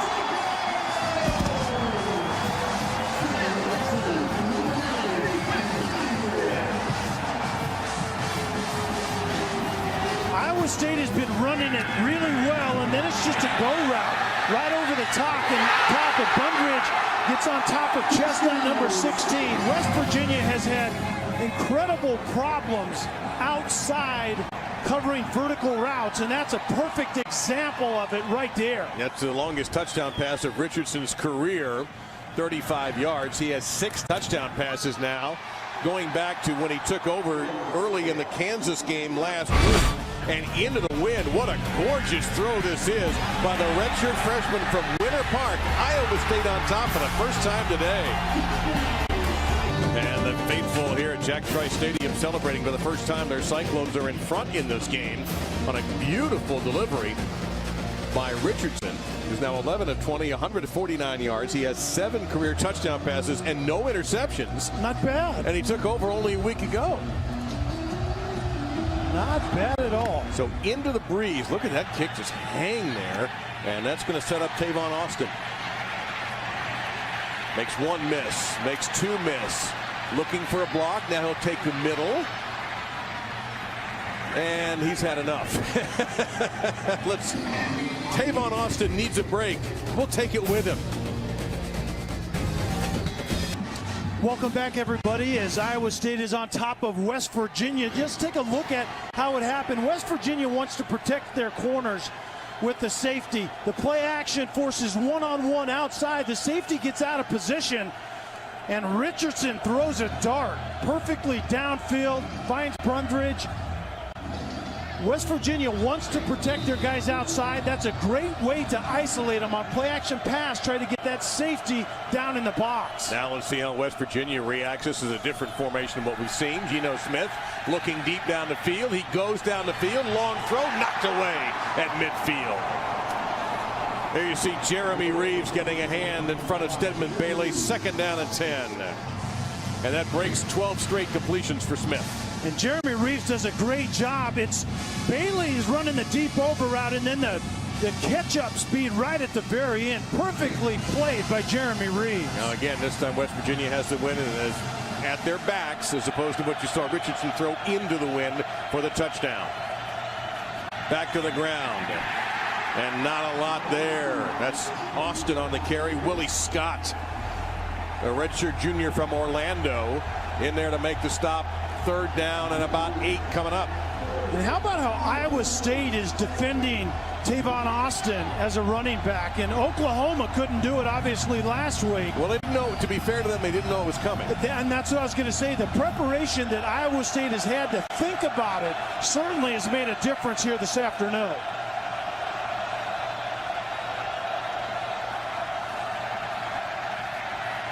Smith firing, incomplete.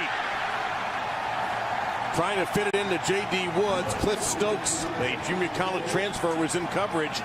And it's 4th down and 8. And here comes Tyler Bittenkurt and the Mountaineer punt team. The luxury that Iowa State has when Tavon Austin isn't the second quick receiver out there, you can see the break on the ball by Stokes.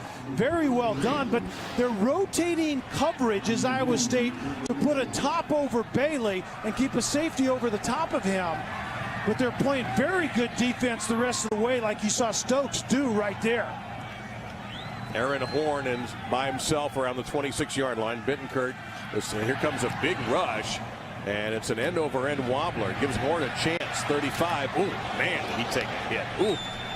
37-yard line, 5-yard return, 37-yard punt. The West Virginia Mountaineers say they have the ball, but the officials say it belongs to the Cyclones. Horn really got drilled. Glad to see that he's up. And I don't blame him for being a little bit wobbly because he really got belted. Yeah, right at the very end, his horn's going down right there. Well, that's dead on helmet to helmet. Wow, that was brutal. No flag on that play. That's undoubtedly what may have led to Horn leaving the ball on the ground for a second. The 36-yard line, good field position for Iowa State. West Virginia just now getting their defense out there. And remember, West Virginia has been defensively challenged this year. And you can see right now, Iowa State has some confidence. They've found some things they like offensively.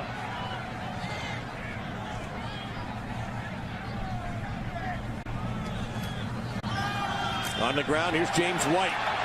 White breaking a tackle and is dragged down finally by Terrence Garvin. Looks like he's going to be a yard shy, gain of 9, second down and 1. And Iowa State right now is saying this: if you're going to keep your safeties deep to cover your corners, it's a favorable run look for us. We're going to run the football. And they're going to try again with White. This time he is swallowed up. Very close, but if you go by that official coming to your screen right now, they did not make it. It's going to be third down and short, and really short.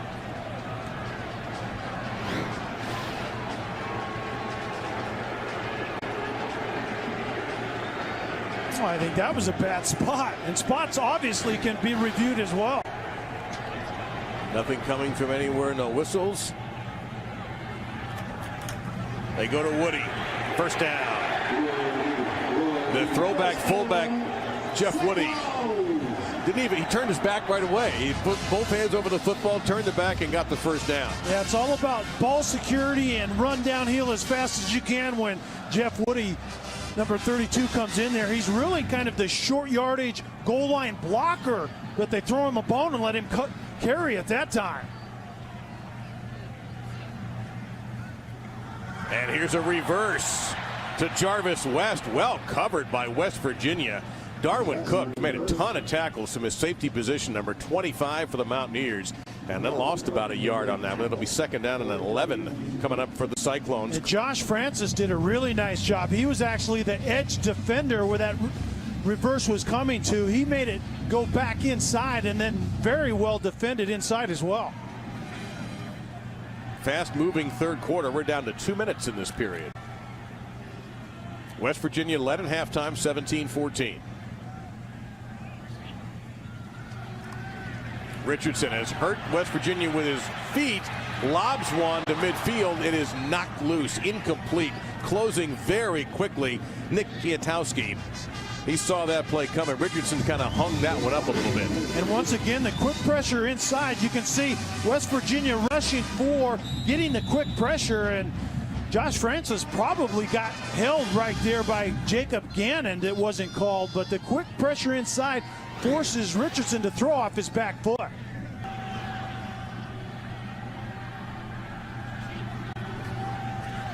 Richardson held in the pocket. Is there going to be a flag for interference? Nothing coming from the officials. The intended receiver was Chris Young, broken up by Pat Miller. Pat Miller does a great job of breaking on the ball. There's certainly contact, but you can see the official looking directly at it. It wasn't egregious, and it didn't change the ability for the receiver to get through the football. I think that's great coverage by Pat Miller. Well, I can tell you haven't played quarterback in a while. I'm just thinking if that was you who threw that pass. What did I just say? I want that tape It's marked. Always pass interference. I can't believe it. This is an NFL quarterback right here who just defended completely gone off my rocker. Vanderkamp on a fake. Does he have the first down? He's right at the marker. The collision is there, and he appears to have the first down. Jordan Thompson hit him. The spot is a first down. And this is something that is typically set up by looks they've seen earlier. And right there, if you see the right look, Vanderkamp has the green light. But he didn't have the first down until he lowers his shoulder. And I never thought I would say that about a punter, but right there, he gets physical and actually converts. That's tremendous. He got hit. But the Cyclones keep it. What a play. And now they go to Woody to the 38-yard line, a gain of 3. It'll be second down and 7. Dave, those are the type of decisions you make when you're playing. You can see Vanderkamp right there. He's like, what did I just do? It's one thing running it. It's another thing lowering your shoulder and converting. That was awesome. So Richardson rolling, and he'll just lower his shoulder, and he's down to the 35-yard line. A short gain. Jared Barber on the stop. Iowa State trying to get a 7th win under Paul Rhodes for the second time. There's a program that for a while just winning 7 seemed almost impossible. They had some close calls with Dan McCarney. They got to a situation where they almost won a division one year. 2005, couldn't do it. But Paul Rhodes has been successful here in Ames. Richardson, does he dump it off to Woody? No, he goes deep down the field into traffic, incomplete. broken up by Darwin Cook. That was a scary throw. Chris Young, the intended receiver, and it's 4th down. Now, 4th and 4. I think you got it. Punting here seems to me superfluous. Yeah, I think you have to go for it right here. And I think if you're going to run a fake punt, you're certainly going to go for it. Even though it's 4th and the better part of 4 yards, I think going for it right here is the right decision by Paul Rhodes. And Richardson has proven himself to be dangerous in these situations because if he gets an edge, he's been able to get first downs. Yeah, West Virginia needs to contain the quarterback in the run game.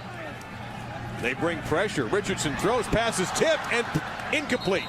The umpire said it's incomplete. It wouldn't really have mattered if the pass had been caught anyway by Kiatowski. It is turnover on downs for the West Virginia defense. That fake punt by Vanderkamp goes for naught, but I think that's the type of decision making that goes into realizing that you have to pull out all stops when you're playing West Virginia. They're going to get more points before this game's out. That is the 6th Vanderkamp fake in his career, by the way. So now the fans here in Ames, and it's not a pretty day outside. It's pretty in the clouds, but cold in here. And these folks have stayed bundled up, cheering on their defense. This is Sean Alston. And that's the way he has run all afternoon for West Virginia. Stops the clock with 9 seconds to go after that first down. And Alston is now over 100 yards, 102 on the afternoon here in Iowa State. And that will be the end of our quarter. We've got a wonderful Big 12 game here. West Virginia trying to end a 5-game losing streak and get to bowl eligibility. Iowa State's already got their 6 wins. This presentation of college football presented by Kay Jewelers will continue after this message and a word from our ABC stations. Got to stay warm any way you can here in Ames, Iowa. The wind chill makes us feel like we're about 15 degrees right now, and the sun is gone, and so is a good first down opportunity as the Iowa State defense rises up to stuff Tavon Austin. And A.J. Klein clearly listened to Kelly's halftime speech about playing better in this half.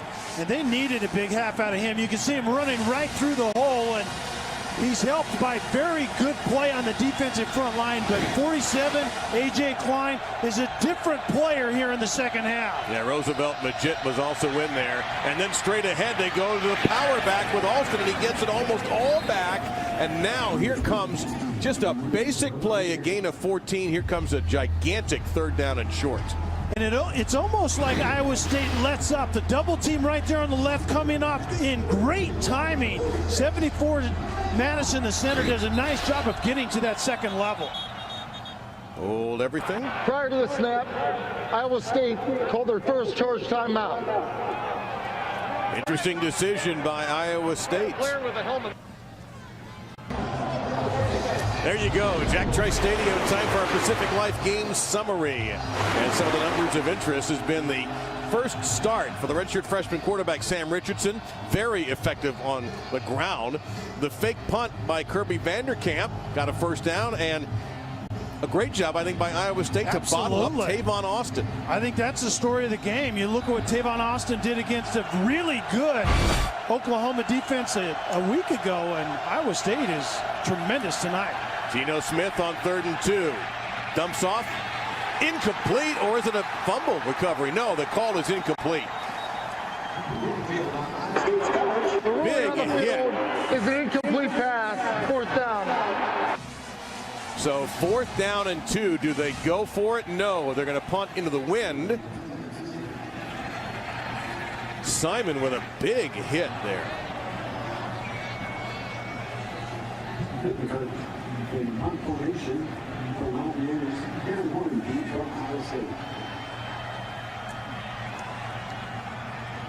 Again, into that stiff breeze.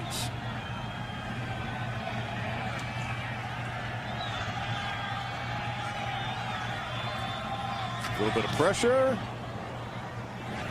You can see the ball just get held up. Nice job with the fair catch at the 17-yard line. And here comes Iowa State and their cool Custer of a quarterback, and Sam Richardson got the start today over Steele Jantz and has played well. You see what Iowa State has done, leading after 3 on the ground. Chantrell Johnson, 25, takes a hit at the 26-yard line, and a flag, and this might be on Iowa State, on Bob Graham, number 78. Yeah, I think you're exactly right. He comes and tries to peel a defender off the pile at the very end. Very ill-advised if you're Iowa State right now. I would pick up the flag. I don't think it was the worst thing. You don't think it was warranted? No. But you know what? If I saw a replay, I might agree with this call. After the play was over, personal foul, unnecessary roughness, offense number 78. Half the distance to the goal, second down. All right, now I saw him come in and make the hit. All right, the play is dead. I think it's not only that the play is dead, but the defender really had given up on the play and was a bystander at that time. I think rightly so, officials are going out of the way to protect, in a sense, defenseless players, and I think it was Royale right there on that play that was just kind of standing by the pile. Right, so you just call a 6'4", 310-pound lineman defenseless. In that particular moment. 2nd and 15. This is a design run, and it's going nowhere. And this is one of the things that we had talked about as Jared Barber ruined the play number 33, is that Richardson had been running more as an ad lib, not as a design play. That one appeared to be designed. It's 3rd down now and 15. And that design quarterback draw right there, he was very tentative. I think when it's an impromptu type of run on 2nd and long or 3rd and long, he's been dynamic, but that was not a dynamic run, nor was it well blocked.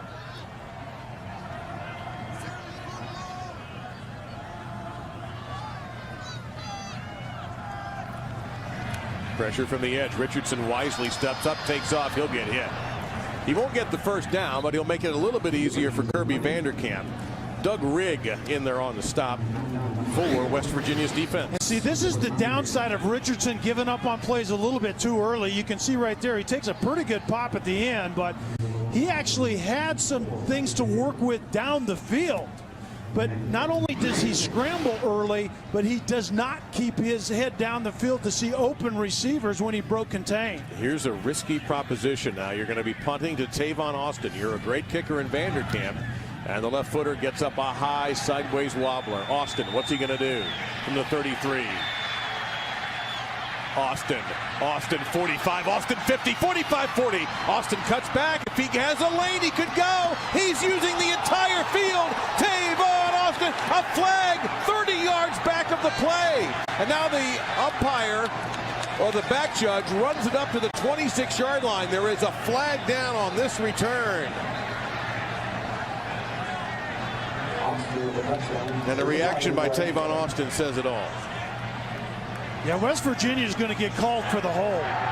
During the return, holding, receiving team, number 9.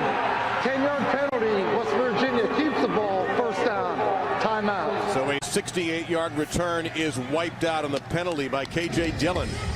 Dana Holgerson is clearly not happy. Was it a hold?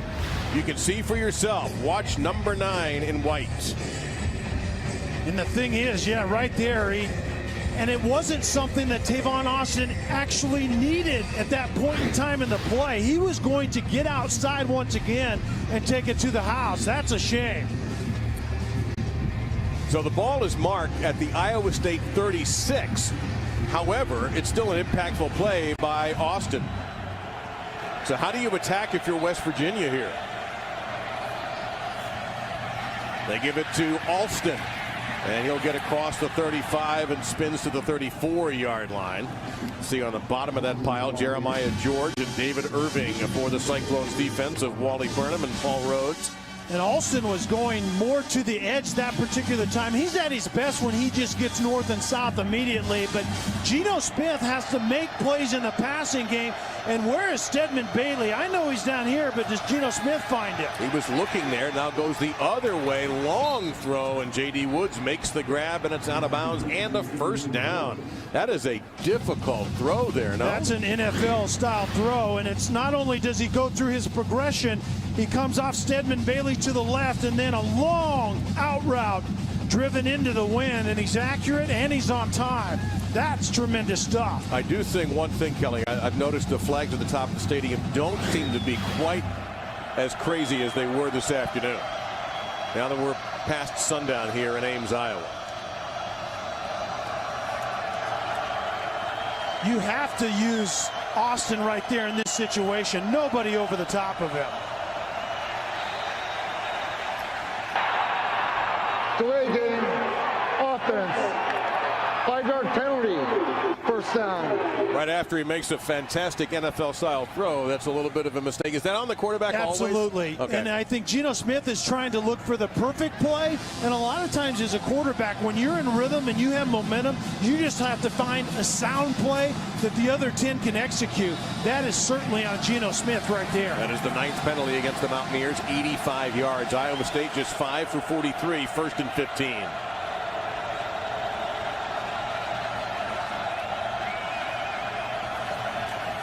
Quick screen. They go to Austin, and there's Klein who hurls him down. They love their wrestling in Iowa, and that was a 2-point takedown. That's a gain out to the 24 of 6. It'll be 2nd and 9. This is what I think Geno Smith was trying to get to, just the quick screen, the quick throw to Tavon Austin. Nobody over the top of him, and expecting to defend him from the inside, which Klein did eventually. Austin is open underneath, and there he gets it. One-on-one. He's tough to beat.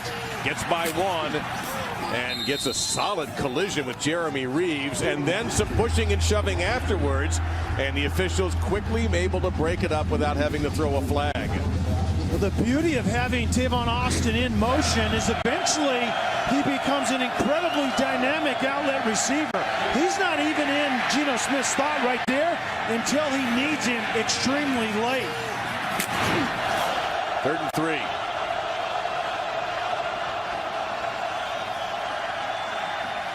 Going for it all right there. Tough. Thompson. Incomplete. Interesting throw. Interesting decision. Now 4th and 3. Remember now, there's still some wind here. Do you try the field goal? And that's where Bittencourt's on the field. Wow, that's a beautiful ball. And I think the young receiver and Jordan Thompson just wasn't aware of where he was on the field. The ball was there. He could have drug a foot, and I think he could have been in bounds. So tremendous play. West Virginia hasn't scored a touchdown since in the 2nd quarter, but Bittencourt will try to give the Mountaineers the lead back. It doinked in this time. 3rd time we have had a field goal hit the upright. That's the first one that's gone in. West Virginia barely regains the lead. Tyler Bittencourt giving thanks to everybody for that kick. That's how you have to dress, but this has been a fun football game today. There's your score and time. Whoa. You know, I'm guessing those aren't real. What do you think?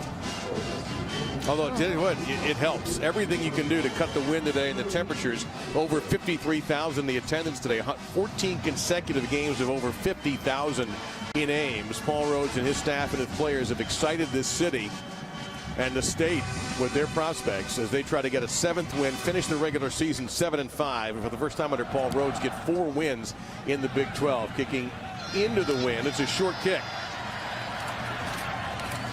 but a shorter return by Albert Gary. He got out of that. That's an amazing effort. He just disappeared. Now let's take a look at what Sam Richardson can do here, trying to get the lead back.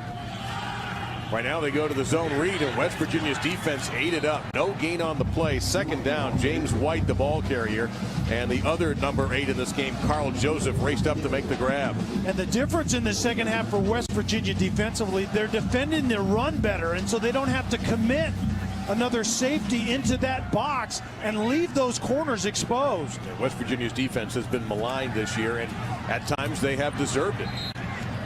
That pass caught by Chris Young, a diving grab at the 40-yard line for a gain of 7, and now Iowa State trying to play fast. 2nd and 3rd and 3 coming up.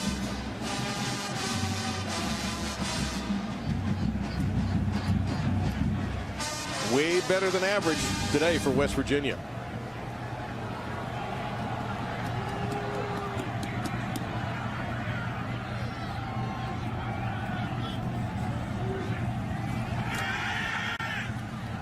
Plenty of time. Can he get the first down? Yeah, sure he can. Slide safely and look out there. As Josh Francis came flying in. Actually, if he had made contact with Richardson, that would have been 15 additional yards most likely, but it's a first down for the Cyclones. And that's the game that's being played. It's all about West Virginia's safeties defensively. Where are they? And can they contain after they cover well down the field? Richardson gets off and converts once again. And he'll hand it off this time to Jeff Woody. And Woody rumbling up the middle into Mountaineer territory to the 39-yard line. Jeff Woody. Just old-fashioned football here. And Jeff Woody is really more of an attitude adjustment. You can't draw a straighter line from one point to another than Jeff Woody runs right there. And he has it again. Got a couple of yards that time. 2nd down and 8 coming up. Iowa State approaching 200 yards on the ground. This is West Virginia's opportunity defensively. 2nd and 8. They need to come up with some play right here. They have to defend well. Don't give yards after contact in the run, but also don't give up something in the quick passing game. Tremendous target, the tight end right there in the slot. Go the other way. High pass caught around the 30-yard line. It'll be short of a first down.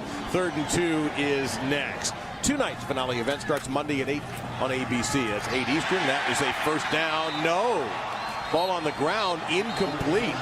Thought that West had The ruling on the field is an incomplete pass.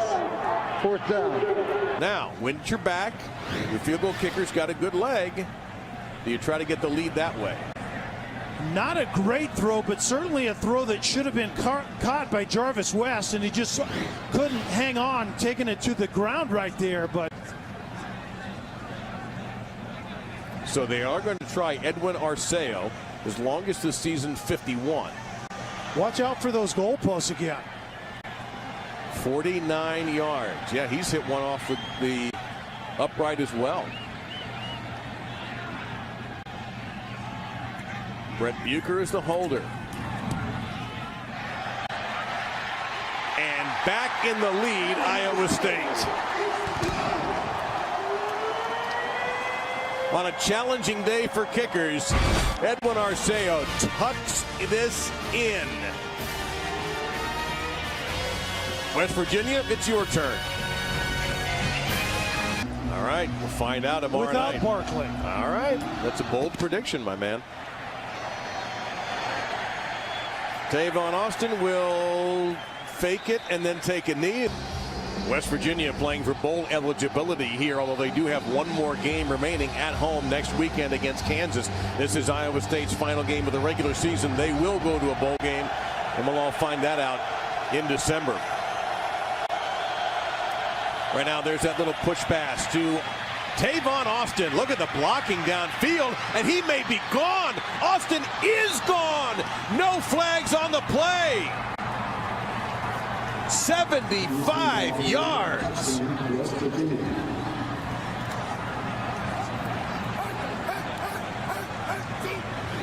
Wow. Speed is a beautiful thing on the football field. It looked like there was no shot for this to go the distance, and then speed takes over with one push down the field and into the end zone later. It looks like going for 2 is Dana Holgerson's decision here with 6:31 to go. Yeah, rightly so. You have the opportunity to go up by 7. The worst case scenario, you're down by 5, or you're up by 5. That's a career-long touchdown by Tavon Austin as a receiver. He has the ball now, trying to get to the edge for 2. And did he make it? Boy, that's close. He got it. He got it. West Virginia, one-play drive, 75 yards by Tavon Austin. My goodness. And watch Stedman Bailey, number 3, with the block. But after a while, just stand back and watch him go. That's going to be Showdown Saturday at noon on ESPN and live on the Watch ESPN app. There is a squibbler. And Iowa State will get some decent field position at the 35-yard line. Well, last week, Tavon Austin was unbelievable. what he did against Oklahoma, but up until just moments ago, Iowa State, Kelly, had bottled him up. I think Iowa State did a great job with him when he was at running back. I think there were some chinks in the armor when he could get to the edge like he did there. Motion him from the inside receiver position, get him to the edge. That's when he's been dynamic. Well, he is. All it takes is one play with a talent like that. Now Iowa State's got to respond after taking one right in the solar plexus, and they go to their number one, Jarvis West, and not much there. That's what Tavon Austin did last week against Oklahoma. Yeah, that last one obviously was the touch pass, not a rushing attempt. But Iowa State has been great against him, but that's exactly what the defensive coordinator, Wally Berman, told us, is the one-touch effect that Tavon Austin has.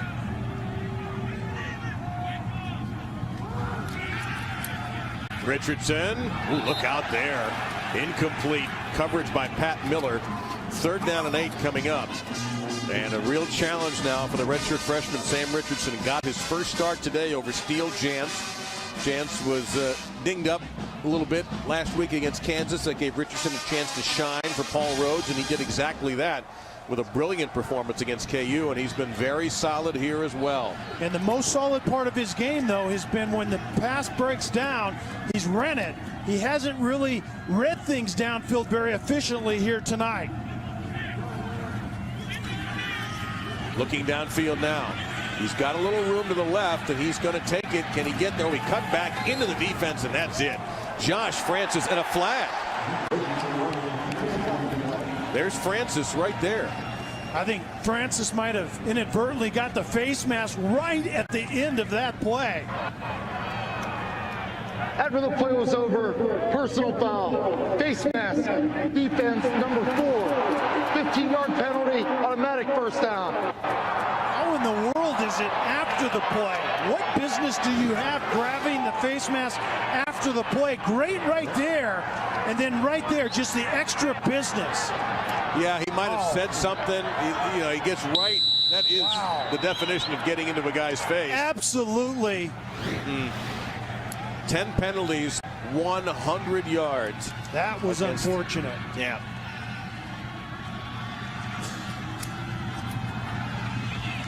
And Richardson on the zone read, tripped up at the 41-yard line by Carl Joseph, who saved probably 15 more yards.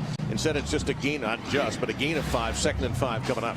Very good decision. No real tight contain right there on the quarterback zone read, and a quick decision allows Richardson to just get north and south immediately. 28 degrees outside right now, feels like about 12.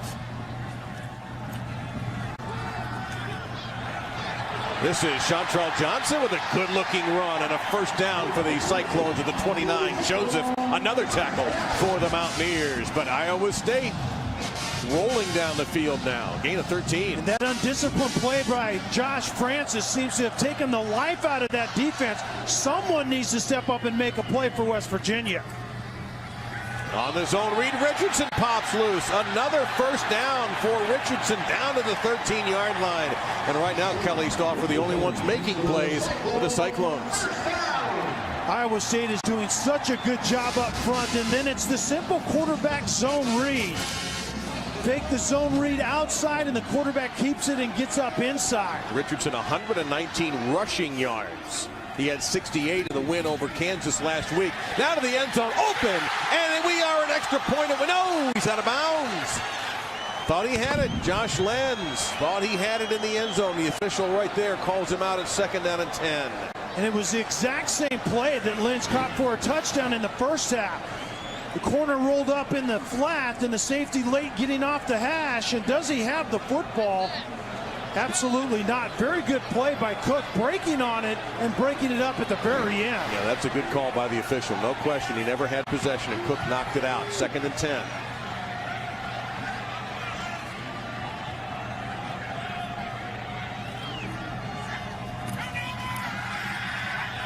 Under pressure, dumps it off, caught by Johnson. Johnson, no, incomplete is the official. Ruling on the field is an incomplete pass. 3rd down. And the 3 officials came in motioning that the ball hit the ground, so it's 3rd down and 10.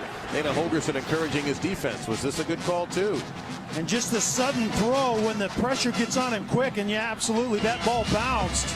Those are the things that a young quarterback has a hard time with. I'm accurate when I know when I'm throwing it, but when the defense dictates when I throw it, sometimes my feet aren't right and an inaccurate pass at the other end. 98 Will Clark and Jorge Wright, or George Wright, number 99, coming in with the pressure.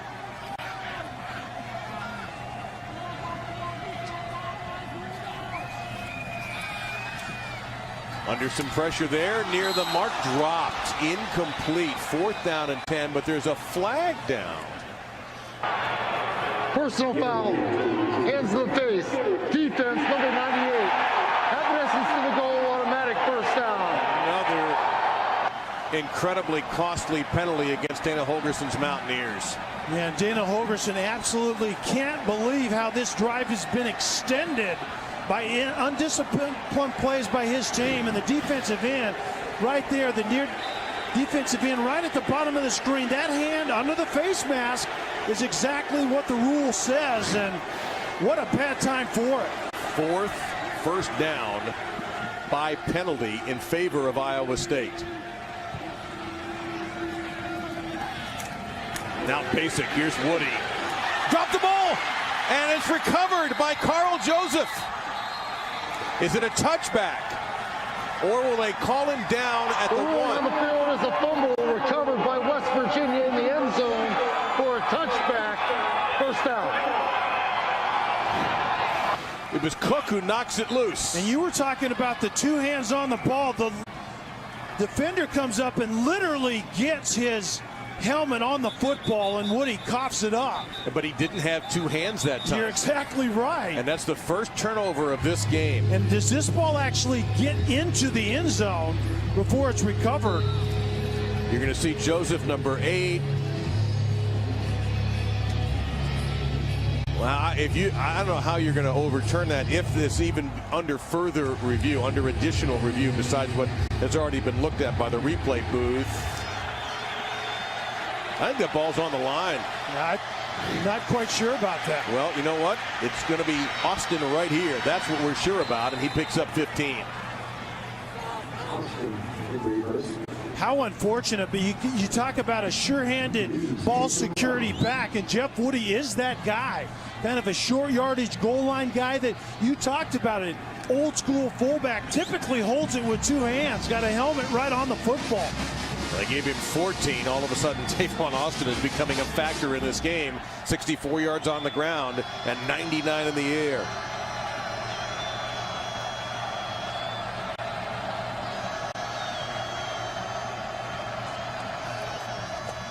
Now, Alston, he's been terrific all day for West Virginia. He gets to just about the 40-yard line. So you're looking at a solid 5-yard gain before Jake McDonough, number 94, made the stop. 2nd down and 5. And now Iowa State's got to start worrying about their timing here, Kelly. They have 2 timeouts remaining.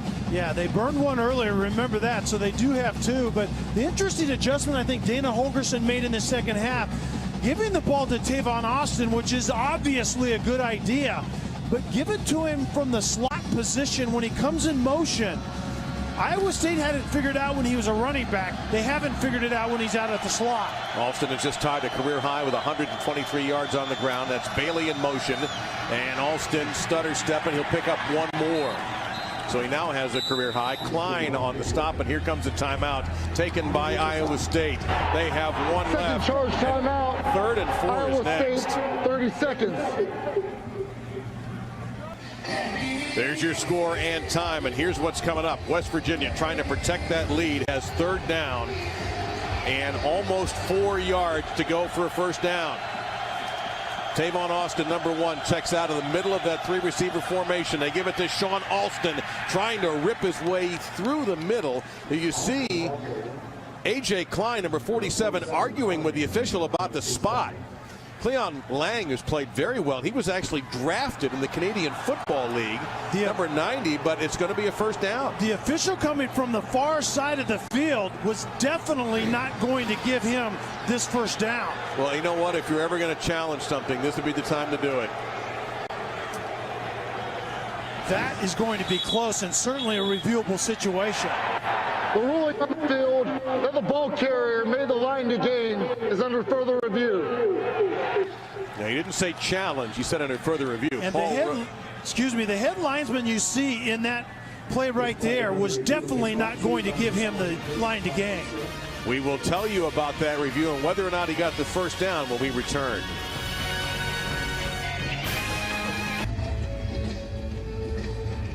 All right, here's what the replay booth is looking at. First down, no first down.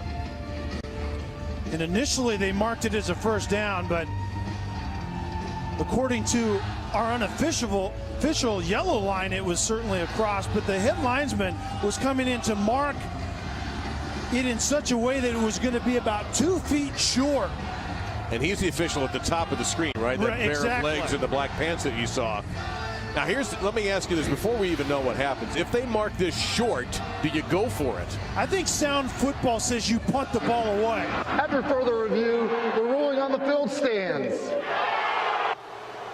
Well, what a heartbreaker for Paul Rhodes in this crowd. They certainly thought that was short, but to your question, if it would have been short, I think you go ahead and punt it away. Even though it's into the wind, I think you turn it over to a young quarterback from Iowa State and force him to drive the football. And a young quarterback who would have one or maybe even no timeouts. Exactly.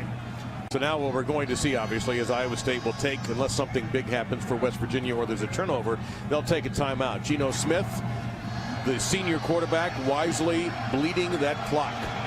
Under 2 minutes. And now ball security is everything for the Mountaineers, and it's ball security that cost Iowa State a chance to tie this game. Final charge timeout, Iowa State, 30 seconds. Well, let's take a look, Kelly, at our Good Hands play, brought to you by Allstate, and it's the fumble recovery by the outstanding freshman, number 8 for West Virginia, Carl Joseph, the hit by Darwin Cook, who's been outstanding, number 25, and there's 8, Joseph coming in with the fumble recovery, the only turnover we've had in this game. Yeah, and Cook has had a great night, and Joseph we haven't talked about much, but he's a dynamic talent at that free safety position, but Cook had a great night and literally put the helmet right on the ball of a guy in Jeff Woody that you never would imagine would fumble it away in that situation. Iowa State out of timeouts.